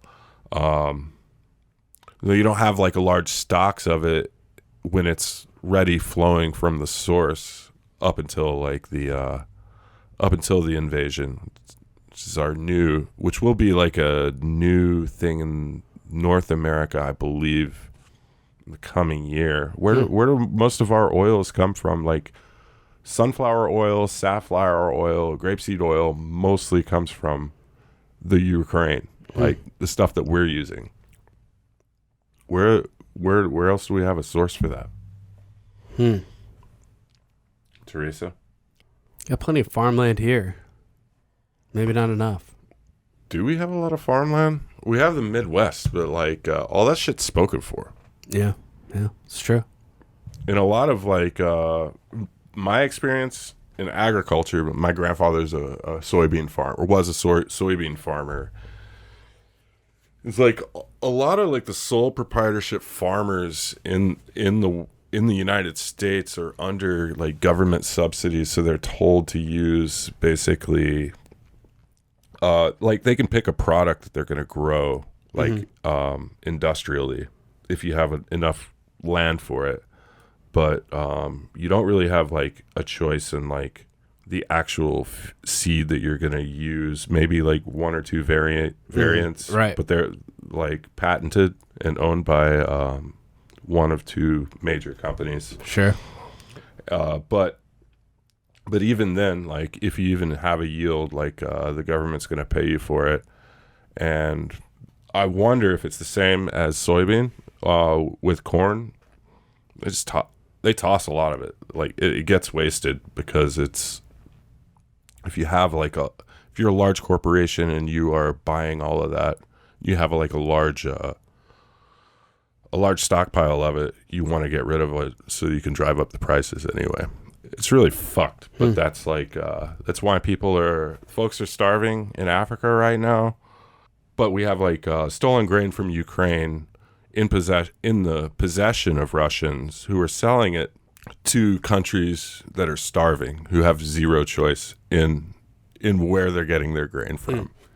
They have to buy it, not just because like their only supplier right now is Russia. They have to buy it because they have to fucking survive. Stories that will make you drink more. Talk shit about war in Europe, huh? That's all I seem to do lately. Rapper Ice Cube, formerly of NWA. You got serious.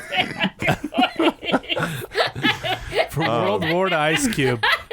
Has come out with his signature iced coffee Keurig canister. Oh, wow. Formulated just right to be like, I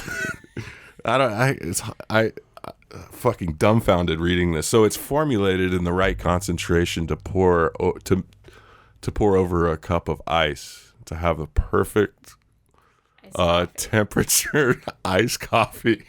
Wow. As if like not having fucking Keurig pods is hard. I have a Keurig. I have two of them, and I have zero no pods. I have 0 pods. Like What are you putting in there? I'm using the French press over here. Oh, yeah, it's just like taking up like a square foot of the freaking counter space in my kitchen. Remember, we get him some ice.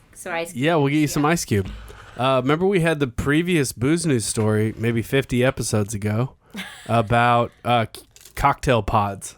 That they were doing cocktail pods. Oh, yeah. Oh. Yeah. That's a real thing. That really premiered gross, in Europe. I'll check back on that for our next Booze News. And then I was going to say something about how celebrities now have tequila coffee. Espresso martinis have changed into like a tequila base. Do you ever see that in the restaurant now? Like people ask for them all the time. You do have coffee. They ask for espresso martinis? Oh, yeah. Where? Wilburn? Wilburn. Yeah. They're coming in. They're wanting them. Wow. They're wanting them. Interesting. Back to Cy, he has made a compromise where he brings cold brew from Mas Tacos over. Mm-hmm. He'll give you a shot of cold brew and a shot of rum. Nice. There you go. That's pretty cool. That's good. Your Yeah. espresso martini. Yeah, a little side by side. I like that. We do that, and we do. We've been toying with what to call it, but we've started serving. I think this is a traditional vodka drink where people would take vodka with a piece of fruit with coffee on one side and sugar on one side, but we've moved it to mezcal. So you have a shot of mezcal, a big thick slice of lime, with ground coffee on one side of the lime and sugar on one side of the lime. I did this with you. Yeah. And so I was there that night. This is I think the nicest thing to call it is we're calling it the brown down because you put the coffee side down. But what we would like to call it brown is watch this. What we like to call it is the beso negro, because when you're finished, your smile looks like you just finished eating ass. So oh my god, so good. I knew we were getting there with the brown down. I guess either way could go back to. Yeah, there's no way to say brown down without me not thinking about eating ass. Romantic and this is what scenario. You get. This is what you get for ordering an espresso martini there. Yeah. So you can have a brown down or you can have a shot of rum. I love it. That's fucking amazing. It's really catching on. People are loving it. I'll bet. They started ordering at Mas Tacos now too. They're like, "What's that? the coffee thing. It does give you a pick-me-up. I bet. The sugar, the coffee, the mezcal. Boom. Giving life Guy to those who need it. Come back through town. Yeah. When Guy Fieri comes back, you tell him you got something for him. Yeah. Look. Wow. All right, now in Mainsbury, England, hotel chef Dean Wade ended up in a foot chase with a drunk driver who ran into to his storefront. Whoa. Only to warn the man not to jump the fence into the local wildlife reserve, where he was assaulted by an emu. The guy driving the car got assaulted by an emu? The drunk driver who had run into Dave Wade's hotel restaurant hopped the fence to a emu wildlife sanctuary, where a mother emu sitting right around 6 foot tall attacked the said unnamed drunk driver, subduing him. Oh, yeah, an emu will subdue. Until the Garda showed up to make the arrest. Wow. I wonder if they, time served, if they, lenient on him. Yeah, they're like, you got fucked up by an emu, bro. You can go. Let's just call it square. Yeah. It's pretty dope that it was like a Washington Post article, too. Yeah. But Wade told the Washington Post. The emu was unharmed. It was stabbing his body all over. Wow. Wade's from Australia, I guess. Now he is. It's on a work visa. Wow. Oh, booze news. I cannot do accents anymore. Oh, there's that drunk woman again. Okay, cool. In Singapore, for globe-trotting today. Sneakerheads, in celebration of Heineken's. Do y'all carry Heineken at Wilburn? There's no Heineken. You should get the cans. Nah, dude. They got Pilsner Urquell. They don't know. Oh, yeah, you're right. That tastes great. Yeah. Yeah, they follow kind of the same. They have the quality standards at Heineken. But does Pilsner Urquell, have a signature shoe with beer in the sole? Because Heineken does. Ooh, tell me about it. They got a bigger budget. Celebration of Heineken Silver, which I've never heard of before.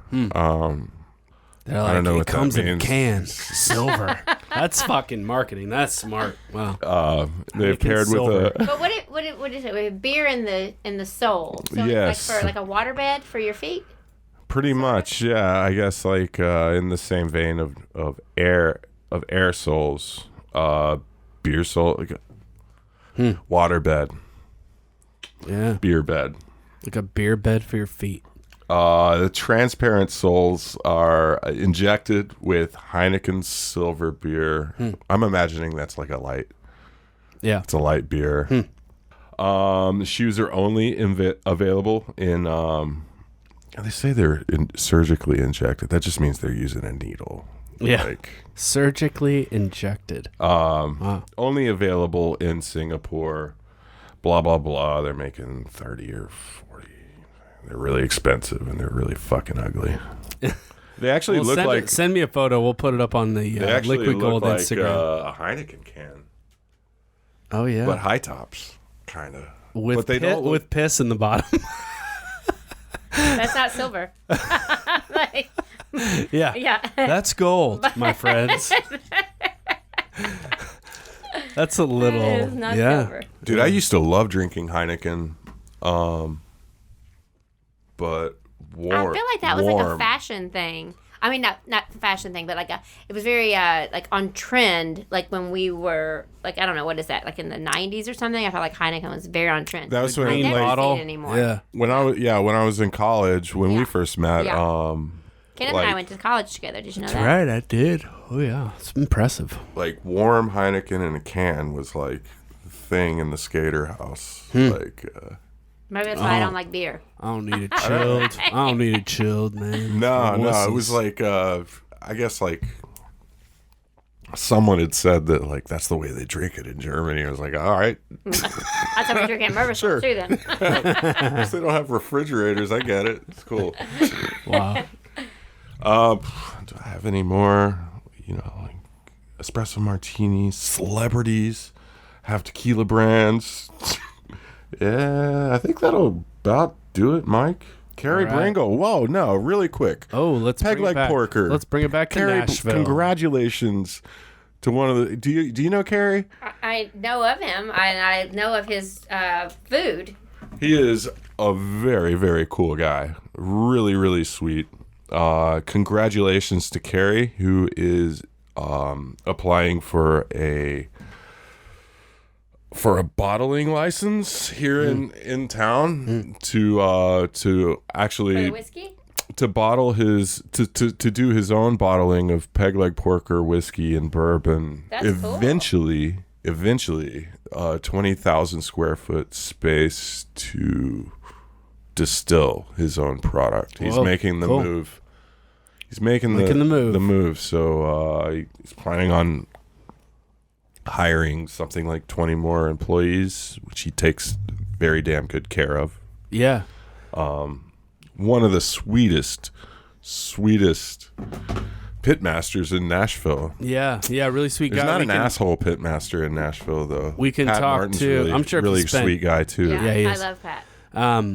We can say about our cocktail correspondent, today, Jess happy, Backus. Anniversary. No way. Oh, that's Yes great. way. Wow. How did he know? It's just no. He just knew. Instagram. Okay. Oh yeah. Like, Instagram. Yeah. My family and I have a very very tight connection to Pat Martin. Yeah. He's a very He was he's a very thought forward person. Yeah. And I almost always get a little misty thinking about it. He gave me a lot of confidence in the beginning. That's awesome. Yeah, was super helpful and always such a good friend. Yeah. That's great. Yeah. Funny as hell. Oh yeah. Oh my gosh. He helped- Wiry, Hey, likes tequila. Yeah, he does. And he helped cater the baby shower for my son, Pat Martin. Oh wow. Yeah, he gave us a bunch of food for that. That was pretty awesome. And then we have to throw a shout out to Carrie for of Peg Leg Porker, our cocktail correspondent Jess Backus. We're gonna get a little note from her at the end of the show. When she was in the hospital, when she was working with us at Husk, she had to go to the hospital for some things that were going on, and Carrie had come in to the bar that night and learned that Jess is in the hospital. Carrie loved Jess. Next day, sends a ton of food over there to the hospital for Jess and her wife. Okay, I'll go ahead and plug Pat Martin. Pretty cool. While we're on the subject, my nephew was born with like a birth defect in his heart, and he had to have heart surgery. The night prior to his heart surgery, I had Pat Martin in service, and I was kind of stressed. He patted me on the back. He's like, "You good?" Like normal, because we weren't busy, but I was like stressed, acting off, and I was like, I don't want to talk about it at work, but like, He can't hide it. here's the thing. I told him about my nephew, and I was working with you that night actually, and surgery was in the morning. The next day, I show up at the hospital. Surgery went fine, everything, and everyone was like, "Hey, thanks, Kenneth, We're like, "What are you talking about?" And Pat Martin had sent a whole shitload of food to Vanderbilt Hospital and taken care of the whole floor, and like everyone. Didn't mention. I haven't even seen him but once since then. Like he acted like men are incredible. he acted like he Masters of forgot about. I Nashville. saw him like a year ago. I was like, "Hey, thanks for that." He was like, "I don't know what the fuck you talking about." Like, But how nice. Yeah. That's sweet, incredible. sweet. Yeah, like we are. Nashville is blessed for some reason. Yeah. Yeah. With some great pit Beautiful masters, barbecue great man. tacos. Oh my Beautiful gosh. barbecue men of Nashville. Yeah, Wow. that's incredible. That's great. Both of those Yeah. stories are great. Good one to end Booze News on. Yeah, muchos thank you to Patty, Carrie Bringle. Congratulations, and Teresa for being here with us today. Amazing. Teresa, what's next for you? What do you got coming down the pike? Are you going to be buying another gonna little open a bar around the tequila corner? distillery. Gonna open a... Yeah, I don't know what's next. I feel I'm feeling like I don't have any itch. I feel really good. Good. I'm happy to be here with you guys. No tacos west? No, I would say it would be called Mas Tacos También. Clarksville? Yeah, yeah, that's what it would There you be go. if we had it. But there you go. No, until I get a taco stand on a beach somewhere where I'm just doing, pina coladas and fish tacos, and that's the whole menu. Then I don't see a second location. But, where would this beach be, do you think? whoever will have me. Any damn beach, yeah. Yeah. Whoever will have me. Charleston, South Carolina. Well, okay, and I guess a warm beach. Yeah, there you go. Yeah. Whatever warm beach will have me. Yeah.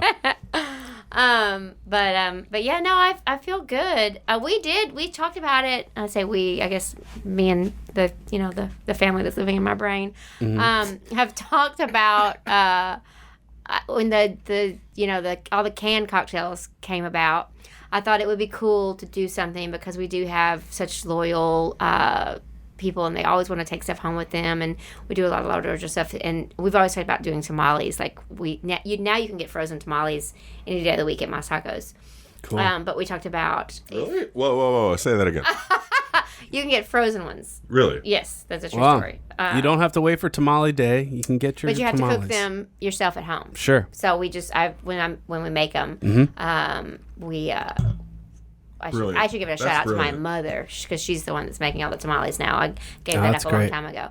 But yeah, she'll just freeze in the day she makes them, and so we always have extra tamales available for people that want to take them home with them. Nice. And So share cool. them and have like parties and do things. But that got me thinking that how cool it would be to do other stuff, or when you see stuff like in the grocery store or whatnot, and that would be a way so that you could not necessarily have another front-facing business, but something else to learn about and do and whatnot. But I haven't ever done any research yet. So. Should look into Frothy Monkey is doing like cold brew canned. I saw it the other day. I crushed one and it was great. Yeah, like that window is open. Yeah, you should do Nicoletta's something. is doing a lot of stuff where they have a lot of stuff for take home, and you talk about like how people are like eating differently and taking stuff home and whatnot. But I thought that would be cool. But Do you think that's a pandemic thing that will kind of stick around for a little while? Like people are just kind of more acclimated to like, I'm gonna get some stuff, I'm gonna take it home and then cook it there and make more of an experience for myself at home. Who knows? I think about it more in a way that people want to take something home with them. Like it wouldn't be like maybe Nashville wouldn't be so excited about it, but like a lot of people want things. Like I get email, like, can you send us something or whatnot? So Y'all don't do much merchandise. we have T-shirts. T-shirts. We have a really cool T-shirt right now that it's like I stood in line at Mas Tacos in Nashville, Tennessee. That does well, and actually we just did our first summer series, like an artist invitations. This is number 1 with a woman that works there named Janira, and she did a beautiful block print that's called Bird of Paradise, and that's our T-shirt right now is her art, and with the idea that we wanted to start letting other people like do something fun. Killer. They're beautiful. It's really pretty. Awesome. Well, congratulations to 14 Thank years you. of Mas Tacos, 4 years and change of Wilburn Street Tavern. That's where you'll find Kenneth and I every once in a while over there. And we can maybe see you on Wednesdays there. Yeah. Doing the day shift. Yeah. Well, Until unfortunately, once the bartenders start coming in, you're clocking out. There's only You're leaving. I should let y'all self-serve. Yeah, there you go. Peace out. You know where everything is. Leave Just ring it in. A box, like one of the like my grandmother used to have. Like put your money in the box. Yeah. Serve yourself. That'd be cool. Close That'd be it cool. Yeah. Here's the key. Honor Lock system. it up. Yeah. That could work for that neighborhood, I think. Yeah. Right. No. No. My name's Mike Wolf, and it's been a lot of fun being here with my friend, Mr. Kenneth Edmond, for so many episodes. Lo, these many years. For how many years? 4 years? I think we're 4 years into this. No way. I think so. Yeah. It's 2018, and it was like, we need some more things to do. I was like you. It was like, I need something else to do. We're not ready to open Chopper yet. And Mike, that was when Mike was like, I'm going to try and get Kenneth up on a regular schedule. Yeah. Yeah. I wasn't seeing him that much. And I was like, Kenneth. Let's do a podcast so you can be up before noon. Yeah. Most days. Any day. Someday. I'm going to drag you out for it. As always, find us on the website, liquidgold.show, where you can go through all the archives of all the old episodes and stay up to date with what's going on with us. As always, thanks so much to our producer, Michael Eads, and everybody at We Own This Town. Thank you, Michael. Thanks to Jess Matcham for the logo, Jess Backus for always being there for our cocktail correspondent. And thanks to Upright T-Rex Music for the tunes, Jess Matcham for the logo. Shout out Jess Matcham. We look forward to working with her again here soon. And check out Moss Tacos over there in Cleveland Park and Wilburn Street Tavern just across Ellington Parkway in basically the same neighborhood. Teresa says you can clock it 11-minute walk. So walk off those tacos and head over to Wilburn Street Tavern, one of our favorite bars. And a lot of times our favorite bars we don't want to tell you about. We're going to tell you about this one, though. Thank you. We love it. Teresa, thanks so much for being here, and congratulations. Thank you, guys, and congratulations to you guys. Thanks for having me on the show. We'll see y'all next time on Liquid Gold. Later, Tater. Right. Yay. I think that was the longest we've ever gone. Yeah, I think so.